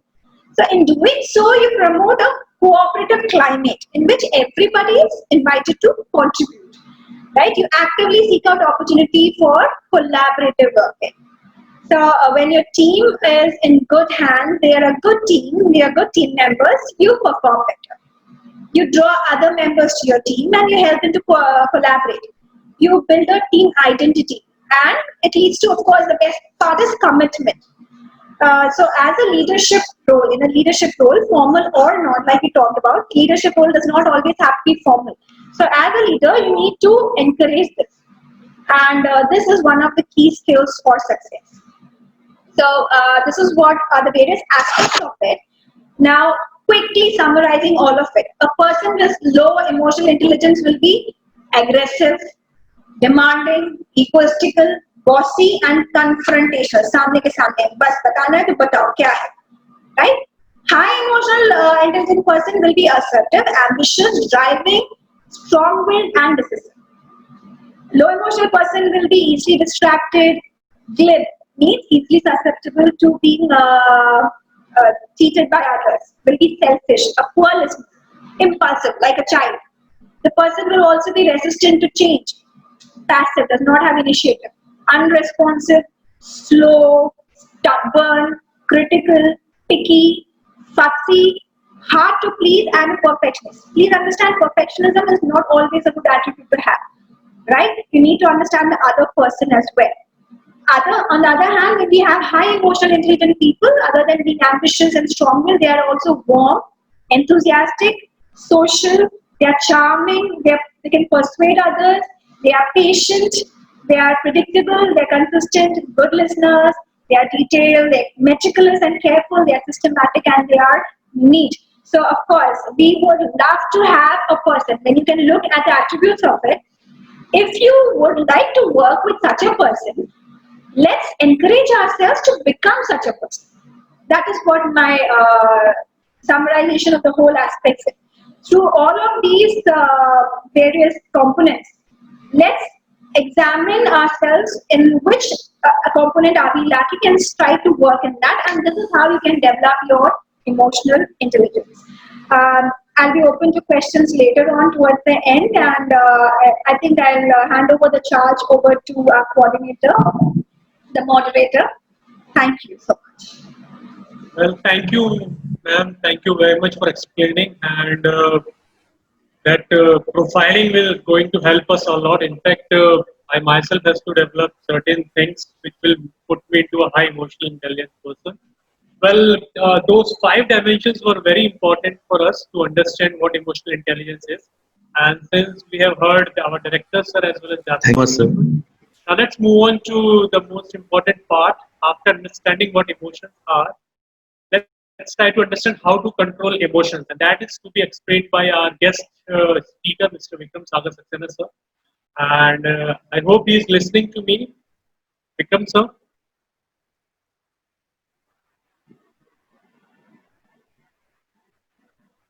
Vikram sir. Right. So he's Yeah.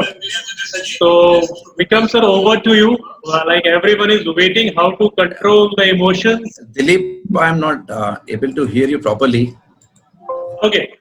Yeah, What I am yeah, Dilip. saying, Yeah, Dilip. I guess I will just miss are the you able sequence you to were listen to me, sir? Yeah, Right. So we are waiting eagerly to understand how to control the emotions. Since we have listened more about emotions, इतने सारे emotions होते हैं. The yeah. important is how to control all those things. So I'm sure you'll be able to tell all of us. So over to you, sir. Okay. The first thing which has come to me itself is to control my emotions after listening to some great people out there.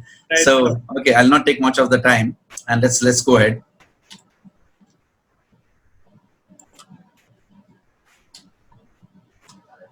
So I'll be sharing my screen.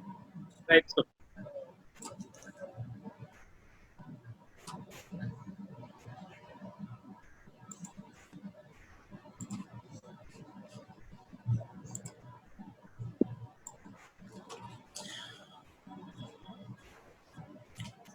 I guess everyone can see my screen. So since the crowd is big, so I won't expect a lot of reactions coming from that side, and especially in webinars and in Zoom meetings, that really doesn't happen. So first and foremost, a very good afternoon to the Honorable Vice Chancellor for Mahavir Tirthankar University, and my respect and gratitude and regards to Professor Ram Narayan Krishniya sir, and definitely a warm good afternoon to Dilip Vashne, Jasmine, and Mr. Ashish for roping me in. Undoubtedly, the topic is truly amazing, and what I have been listening from educational giants so far has been really intriguing, because now I am thinking that I've gone empty with the content which I am carrying from my side to speak on to you people, because it has been so nicely been explained, the topic. Especially Ram Narayan sir has used a lot of stories and anecdotes, and taken us through such wonderful session. And then the icing on the cake was done by Miss Jasmine Stephen, by elaborating it further and taking us deep into what exactly is emotional intelligence all about. So truly speaking, nothing is left for me. So what I'm going to do is I'm going to do more of duplicacy of what you people have done by adding a little pinch of salt to it. I hope you people will enjoy that. Okay, so my screen is visible to all, and I'm sure the alphabets missing here have all been very nicely recognized by all. So you all have shown your intelligence. Now the time is how we are going to intelligence-fy our emotions. That's what the topic is today, and we're going to talk on that. So after an awesome lunch, we all desire for what? And what we all desire for is a delicious sweet dish. And this will definitely, kick your emotions and, kick your taste buds also. So the awesome lunch has already been taken by top 3 eminent speakers till now. So what I'm going to do is I'm going to place the sweet dish. So, and sweet dish again, if you see, is never in abundance. Sweet dish is always sweet and short. So my presentation is going to be sweet as well as short. Dealing with emotions, we've already talked in length about different types of emotions, so I'm not going to bug you up by talking those same things again and again. So some emotions make us feel happy, and some emotions doesn't make us feel happy, and they make us feel sad at times. And why does this happen? Because of the physical and psychological changes that influence our thought and behavior. And honestly speaking, when we talk about thought, they are well within you. So that doesn't make that much of a difference when you are amongst people. But the moment you start behaving triggered from those influences of thought, then yes, there is something which starts creating a problem. Negative emotions, when we talk about high activation of negative emotions, then when we talk about this, we talk about anger, frustration, we talk about fear, jealousy, and suspicions. And when it comes to negative emotions, low activation, we talk about sadness, inferiority, we talk about being let down. And when it comes to positive emotions, again in positive emotions also, dear friends, we have high activation. This high activation in positive emotion takes us to high activation process which brings in happiness, enthusiasm, pride, confidence, and acceptance. Whereas low activation in positive emotions brings us into peace, hope, relief, satisfaction, friendliness, and affection.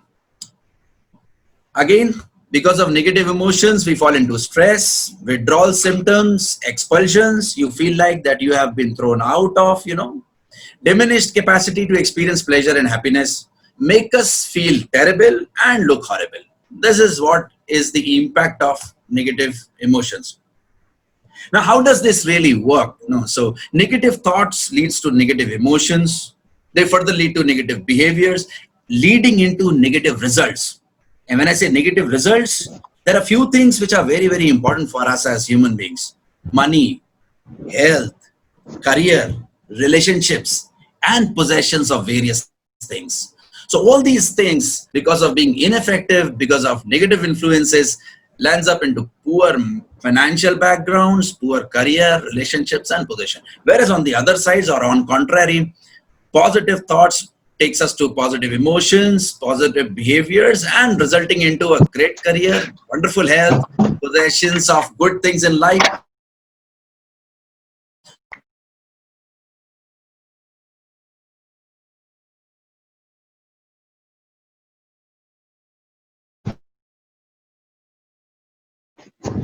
Of none other than Shiv Kheda, whom everybody know over here. He wrote that Indians are hired because of their or best of their art skills, but fired because of their behavioral skills. And when I say fired because of their behavioral skills, what I'm going to draw attention over here is we're talking about emotional intelligence, and that's something right from the recruitment to sustaining in the job to growing leaps and bounds and acquiring the leadership position in the organization.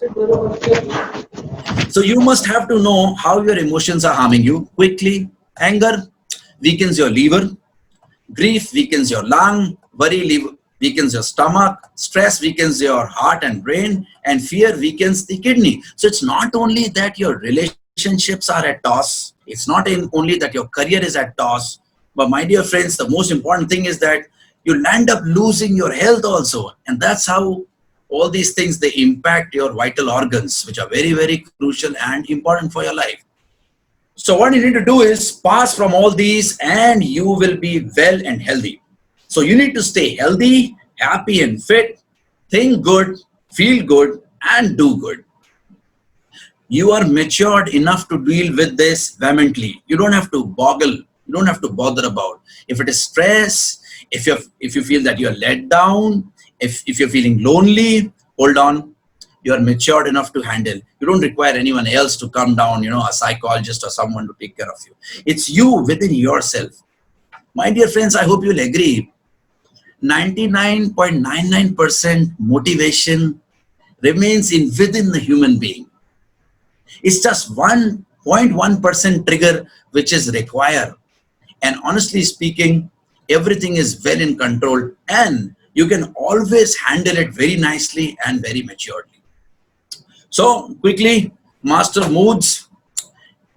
If you look into a high-rise building, people, they love to stay on the top, penthouse. Why? Because penthouse have great air, superb view, classic environment, and you feel really good about it.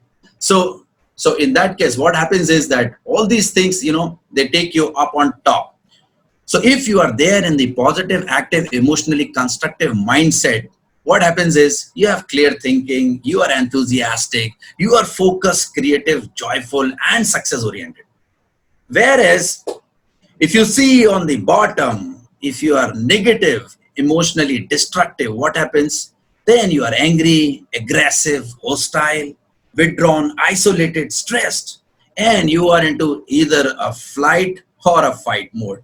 And in both these situations, truly speaking, that doesn't put you into a good situation. So there's something which you need to take care of. Positive emotions, they lifts our spirit high, increases creativity, motivates us to do good, to do nice, builds beautiful relationships, and make us feel good and look good, which is very, very important. because nobody knows what is there within your heart. But what is visible is more important. So see to it that your emotions are not masking your personality or not masking your face. Managing emotions. So this is something which has been given to me, and I'm going to talk on this. Now, the first thing which comes up over here is when you talk about managing emotions, can we discard our emotions? Now, people, they say emotional intelligence is, how can you hold your emotions or how can you mask your emotions? But my dear friends, in that case, can we discard our emotions? And the answer is no. We cannot discard our emotions. They're well within and they're going to come up. It's like the tide in the river. Can you hold that tide? No, you cannot hold the tide. It's going to come. Can we add new emotions to existing ones? And the answer is yes. You can very well add new emotions to existing ones. And how it's going to happen and what it's going to result is, hence we can effectively manage our emotions by adding to our positive emotions, thus strengthening our positive attitudes and using these positive attitudes to deal with our negative emotions. Very, very important. My dear friend, you and we all have done a lot of many times in our houses also. So in our family, you would have seen old ladies saying that the moment you have more salt in either of your cuisine which you have put, if you have to balance it, add a pure ghee into it. Add some ghee into it.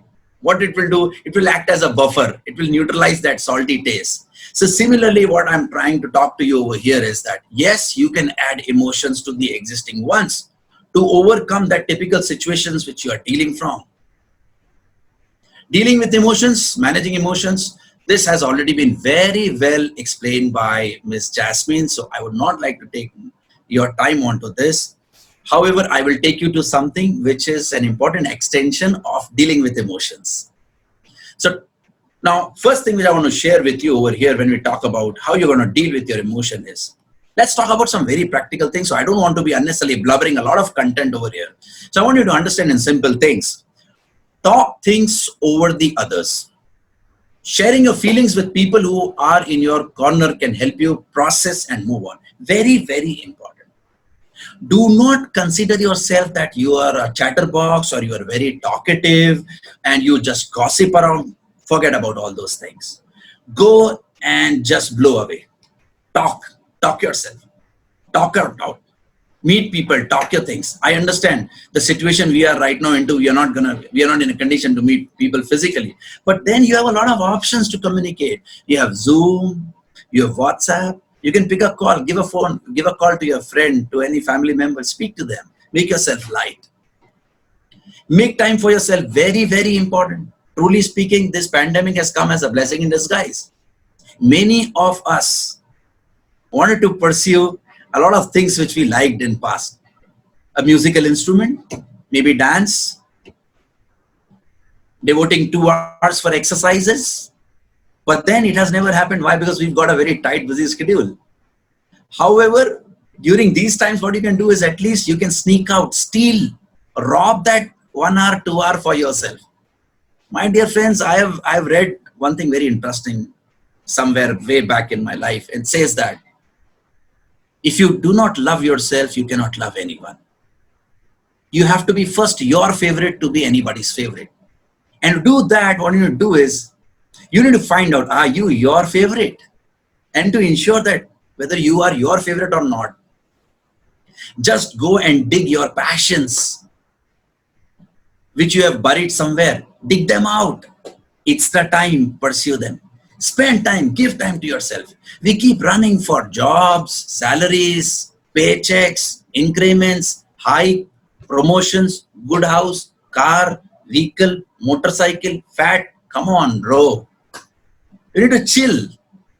The most important is you, who's going to explore all these things, who's going to use all these things. And if you yourself are not happy, what is going to happen to all these things? These are all material. So what I'm trying to say with this slide of mine is, you need to relax, enjoy your favorite activities, pick up something which you love doing it. Go ahead. Age is not the bar. Please don't limit yourself with age. Come on, sir. I am 40, 45, 50 or 25. I'm too young. Is it for me? Should I go? Go ahead. Age is nothing, just a number. KFC is a classical example, you know. When this gentleman started, oh my God, 58 plus he started this business, and you see where he has reached. So love yourself. Listen yourself. Keep a sense of humor, very, very important. Learn to laugh. You wear good clothes, you wear branded clothes, you wear branded watches, you wear branded footwears, but you don't wear a brand smile on your face. Very important. Cut jokes on yourself. Look funny sometimes. It's okay. Don't worry. Why you have to be perfect every time? Nothing doing. Chill, relax. Let people cut some joke on you and you also laugh on it. Make it relax, make it comfortable. De-stress yourself. And especially when you are into these situations which are putting you into stress and you're finding yourself as stressed badly, put yourself. Very important. What you eat matters a lot, and this is very, very important. Since I come from a pharmaceutical industry, so I would not like to unnecessarily give a lecture on this, but truly speaking, guys, if you ask me, if you are judged 5 years lesser than your original age, truly speaking, you are on the right track. People, they ask me, how should I come to know that I am eating good, I am eating right, I am eating fine, I am eating well? If this is happening with you, if people are expecting, if people are, sometimes calculating your age, and if they are calculating you 5 years less than your original age, bang on, you've hit the bullseye and you're on the right track. Exercise regularly, very important. That doesn't mean that you need to hit gym. You can do a lot of yogas and everything. The things are available nowadays. So pick up any exercise which makes you comfortable, which makes you energetic, which makes you feel full, which makes you feel enthusiastic. Go ahead, de-stress yourself. Please refrain yourself from drugs and alcohols. My request to the youth, please keep yourself away. This will not take you anywhere good, truly speaking, my dear friends. And nowhere this is, in thing or nowhere it is, a thing which has been very nicely accepted by you. No, please don't drop all these things. This shouldn't be your forte at all. So dealing with emotional situations, we can operate from two domains. And these two domains are basically the areas and the situation where you have to put yourself into. And truly speaking, my dear friends, your success in your personal life and your success in your professional life depends upon the kind of aura which you create around yourself. Are you that positive person who keeps emitting positive aura, positive attitude, positive vibrations around you? If yes, then yes, you are acceptable. You would have also experienced this thing in your life, in your college also, that there are a lot of people who, when they are around you or when you are around them, you find yourself enthusiastic, you find yourself good, you find yourself happy, and you find yourself as, really doing something good. And on contrary, there are people, who are highly negatively influenced, and these people, they have a lot of negativity in them. And the day they are not there, around you, what you feel is, you feel so relaxed that day. Now you feel something good has happened. And truly speaking, that good what has happened is that person is not there today around you, and that's the reason. So you need to ask the question to yourself: are you that person who's emitting that positivity around yourself? Are you emitting constant positivity? Do you have that positive charge that people are getting influenced? If yes, my dear friends, you are the person. So when we talk about dealing with emotional situations, you need to mask your emotions by not killing them or forcing them down, but adding in a positive emotion to it and seeing that you are really feeling very strongly charged from within. Talk across to people. If you have some challenges, discuss it out with people. Solve it across. I've seen a lot of people, they get too emotional after seeing, a emotional movie or an emotional advertisement or a daily soap. And a lot of people, they have tears. And a lot of people, they ask me, is it bad to cry? No. Who says it is bad to cry? You should cry. One should cry. Blow it out. Don't keep it inside. You should cry. But then, how frequently you cry? One. Second, on what things do you cry? That is important. And what you need to look into is, in front of whom you're crying. What are the situations where you're crying? This is where you need to hold yourself. So coming on to, holding your emotions, or how you're going to take care of it. So whenever you're feeling that you are, simply angry, frustrated, and you feel just triggered onto, and you want to just go on and you want to blow up, my request to you is take a deep breath. Count 5. Take a deep breath, count 5. Relax. Relax. Never take a decision when you are in anger. And similarly, never take a decision when you're too happy. Never. In both these two situations, avoid taking any decision. So when you're too external, sometimes what happens is, so a friend of yours has shared something very interesting, okay, and which has made you too happy, and suddenly you dial the next number and you want to just share it with others also. Hold on. Hold on. Assimilate. All our seniors in our families, what they say is, do not run immediately after having food. Why? Let the food get digested. Let the food get assimilated. Similarly, if you are in tremendous anger, or if you are full of joy, truly happy, hold yourself in taking any decisions, and hold yourself in making any commitments. Very, very important. You shouldn't be taking any of the decisions in any of these situations. And the most important thing is that how you can hold your emotions, especially when it comes to anger and fear. Listen to people. Give time to the situation, what is happening. There's a wise saying which says that always take time and always take times to understand other, and always give time to people to understand yourself. This is two very, very important and vital things. So my dear friends, when it comes to how can we operate from two domain areas in a situation, so so domain 1, I am right. And domain 2, love, trust others, and understand others. Domain 1 is I am right, means what you want to say is, you know everything, whatever you do is right, whatever you know is the best, no one should know more than this. And honestly speaking, this domain 1 operation keeps you into a situation which will frustrate you, which will again bring anger in your attitude, and which will end up into a chaos, truly speaking. Domain 2, love people, trust people, important. It is very important to trust people. Understand people, very, very important. We can operate from 3 emotional positions. Emotional position number 1. So my dear friends, what it talks about is, I will act the way I feel. So if I am happy, I'll talk good. I may cut jokes. I may smile or laugh. This is the emotional position number 1. Second is, you will act the way I feel. So hello, excuse me. Talk to me nicely, okay? And you need to see before you speak that whether what you're speaking is going to make me angry or is going to make me happy. This is what is emotional position number 2.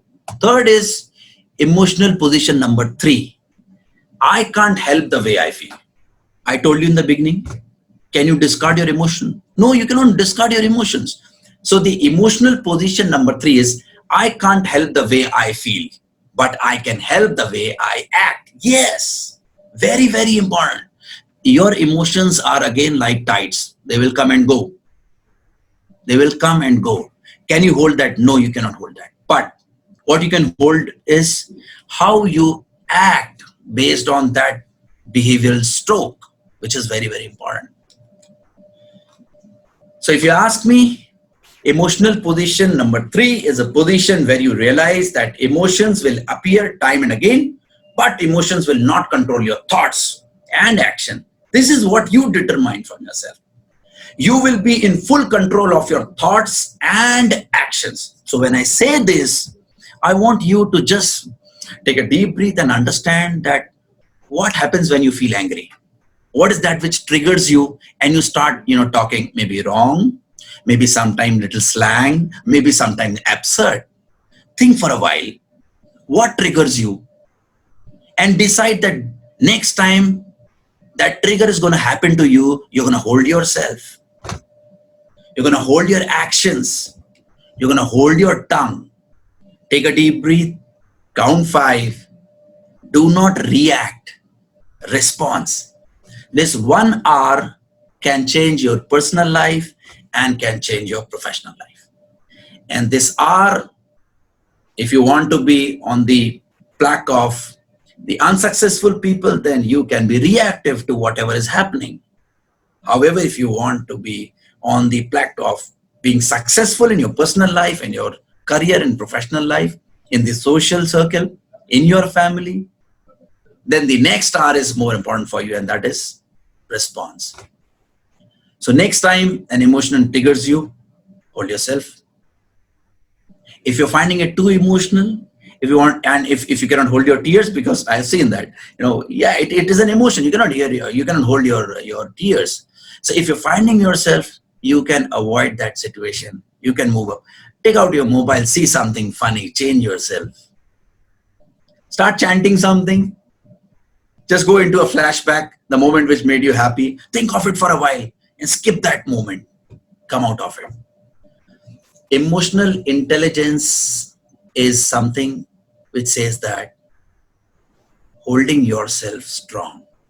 And truly speaking, if you want to be emotionally strong, my request to you to be follow your passion, do exercise, regular exercises, eat healthy, and read good content. Reading good content is also a good habit if you can inculcate.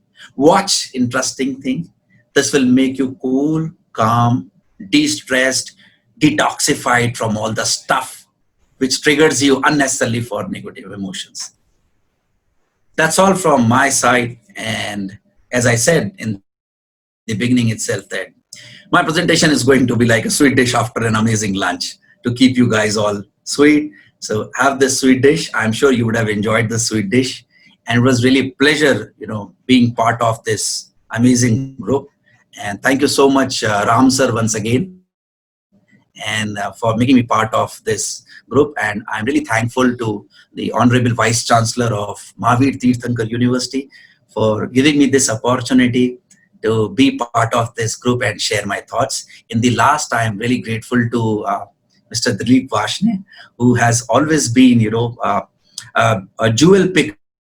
So he keeps on moving around and, does a lot of good stuff. And this topic, honestly speaking, is really very good. We are talking a lot about this in the, I've conducted a lot of workshop on emotional intelligence in, various organizations. And my company itself hosts almost 1,600 employees. And we do very frequently in top leadership positions. We do a lot of emotional intelligence programs. So thank you so much. Thank you so much, Jasmine ma'am, for making me part of this program. And nevertheless, Ashish sir, who've been so candid in, listening with all this stuff. Thank you so much, everybody. It was really great being part of this group. Thank you so much. Well, it was indeed sweet and sugary, right? And a lot of stuff was shared by you that was very important for us. However, one thing which I couldn't agree more than is that point zero 0.01 external motivation, right, which you talked about. As if, like, like in cricket, 99 score doesn't make any sense until unless we score one important run. So today we got that 0.01% of motivation which we all were looking for. So thank you for that. Now I would like to ask audiences for any kind of a questions to our experts, since we are moving to the end of this webinar. So it's open to all the participants. Participants, you might ask if you would like to ask some questions. You can put up on the chat also. Anyone who would like to ask some question.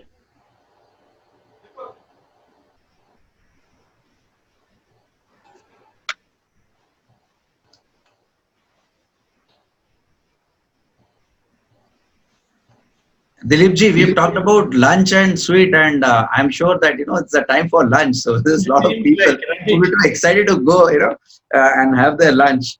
But still, we can still have some questions being coming out from audience. Okay, there is a question, sir, for you, like Vikram, sir, how to deal with a day? AD day, I'm not able to get that. What is this AD? Bad day. Giddy. Okay. So how to deal with a bad day? There is a question for you, Vikram, sir. Okay, great. So thank you very much, the person who has asked this question. See, night comes. Does it remain for 24 hours? No. Then comes the brighter day. So darker the night, brighter the day. So when you have a bad day, first you need to understand why you are considering this as a bad day.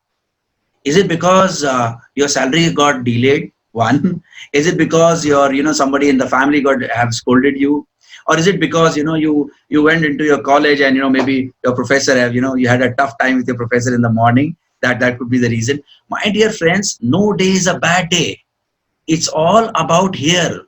Truly speaking, if you ask me, heat or warm or cold, what we feel is not from peripheries. It's not peripheries. It's from here. Now, I'll give you a classical example. If I put an anesthesia on your vertebral column 6 or 7, what will happen? Your lower abdomen and all your legs and all will go numb. That's how they operate. So how does this happen? That means those nerves, being distracted, and you're not getting those feeling in your brain. So truly speaking, everything is here. That good day, bad day is here. So what you need to do is hold on, relax. What you need to do is talk to someone whom you really feel motivated with. You've got plethora, you've got number of people, you've got wonderful professors, your teachers, when you talk, you feel good, you feel happy. Call them up, give them a text. Sir, I want to speak to you for a minute, if you please allow me. Talk to them, talk to those people who are like power banks. So whenever your mobile is discharged, connect your discharge mobile with that power bank and you're going to get the charge. So take care of it. Meet people, talk to those people who are fully charged. No day is going to be a bad day. They'll make your good day. They say, no, you're saying there's a good saying, people say, you have made my day. What do you mean with made my day? Has someone given you money? No. Made my day means somebody has shared something good to you. Somebody has talked good to you. So find out that person who talks good and you will feel good throughout the day. I hope I'm able to answer. I'm sure, sir, you have answered it very well. I would like Krishna, sir, to answer another question which our audience have asked. It's on the chat section. I'll read that question. Sir, whenever we fail in exam, many people come near to demotivate us. How can we ignore them and overcome our failure? Krishna, sir, maybe you would like to answer. Sir, you are on a mute right now.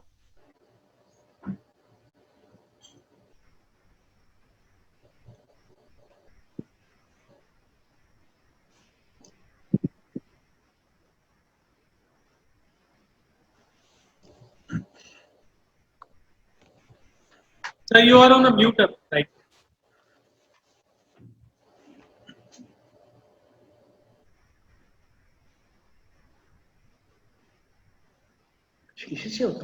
Yeah. All right. What is the question? So the question is, one of our students are asking, whenever we fail in exams, many people come near to demotivate us. How can we ignore them and overcome our failure? Okay. See, nobody can demotivate you if you don't want to demotivate yourself. You have to look into yourself, find the reason why you have failed. There are people, who would always like to put you down because they are not aware about it. Actually, what they are saying, their own development is very less. That is why they do.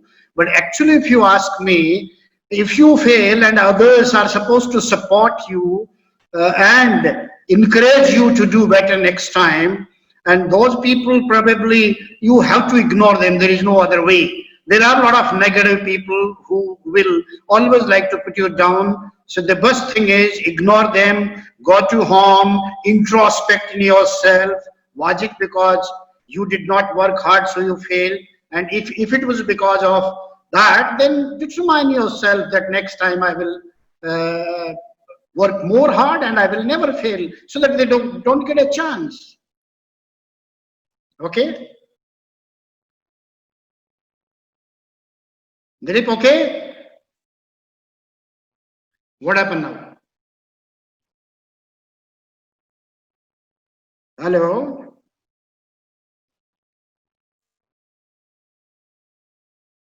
Dilip, what happened? Dilip sir, you are on mute.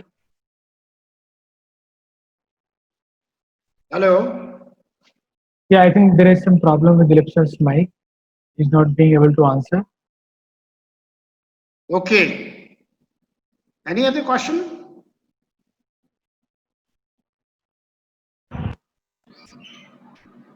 Sir, I think we can proceed towards the conclusion of this if we do not have further questions. Okay. So you want me to conclude? Yes, sir. If you could just round it off, it would be wonderful. Okay. First of all, I would like to thank you, Jasmine, you and Mr. Vikram. Both of you have done a wonderful job. I must tell you, both of you have worked very hard. Your presentations were excellent. Okay.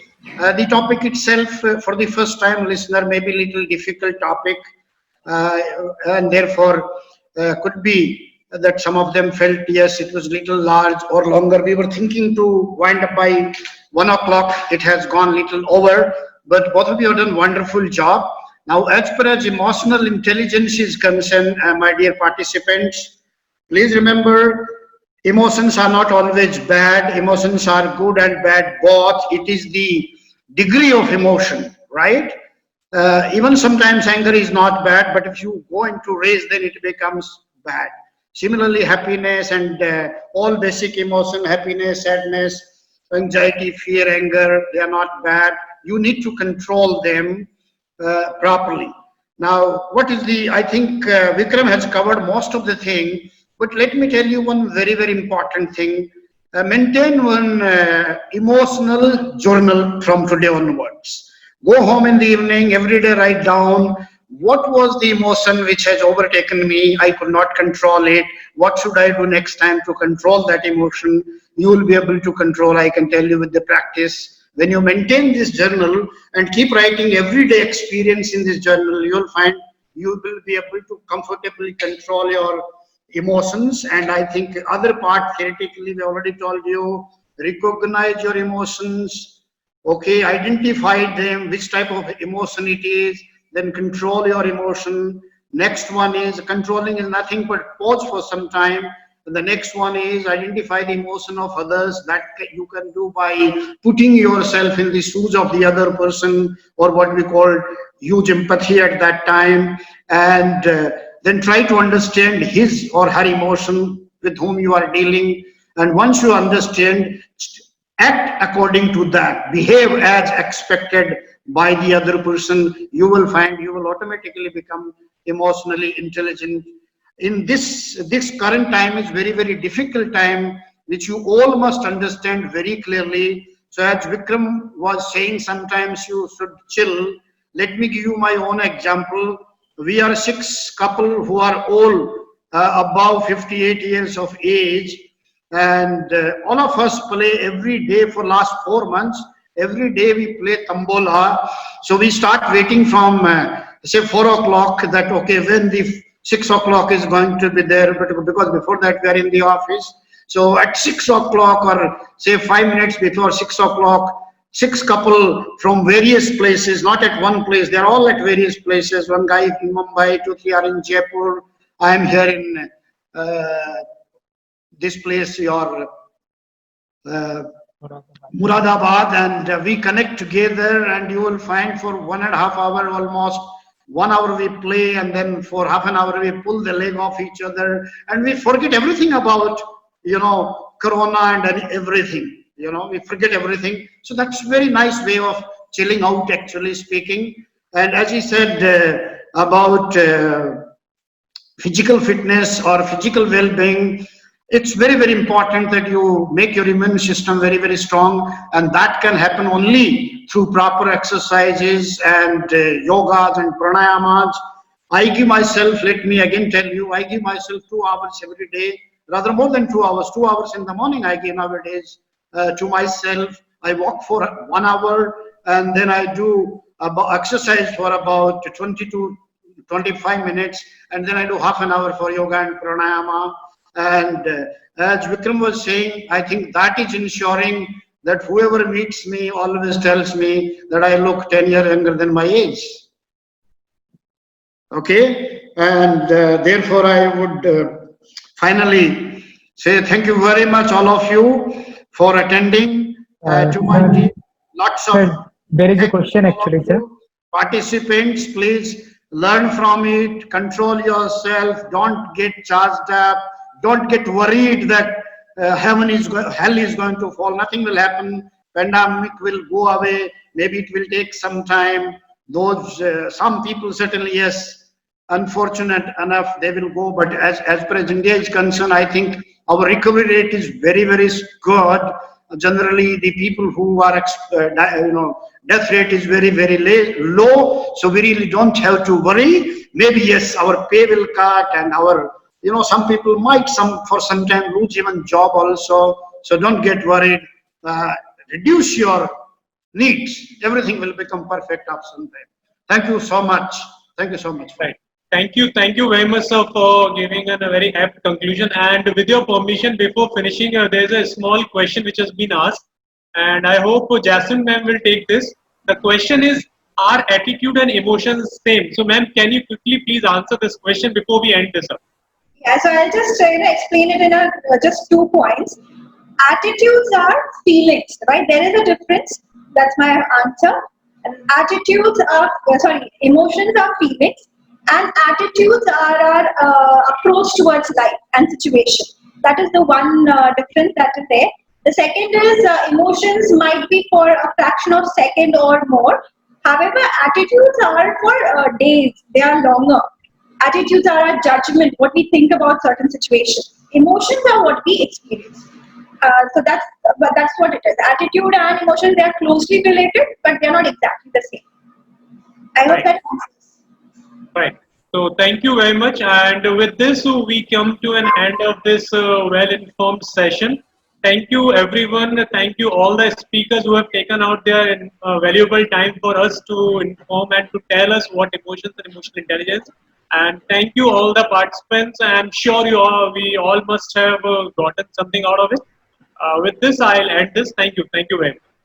Thank you, sir. Thank you so much, sir. Thank you, sir. Thank you, Sandeep ji. Thank you. Thank you, sir. Thank you, sir. Okay, Ashish sir, the one who is hosting the presentation. So, what about the sharing of the presentation? Can we share this with everyone?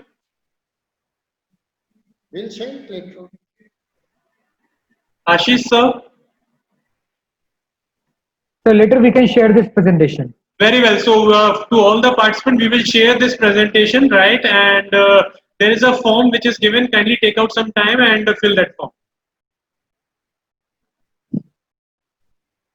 And next Right, session sir. we are going to Sir, have. can we leave this meeting then? Dilip, next time we are going to have a seminar on stress management. Yes, sir. Webinar on stress management.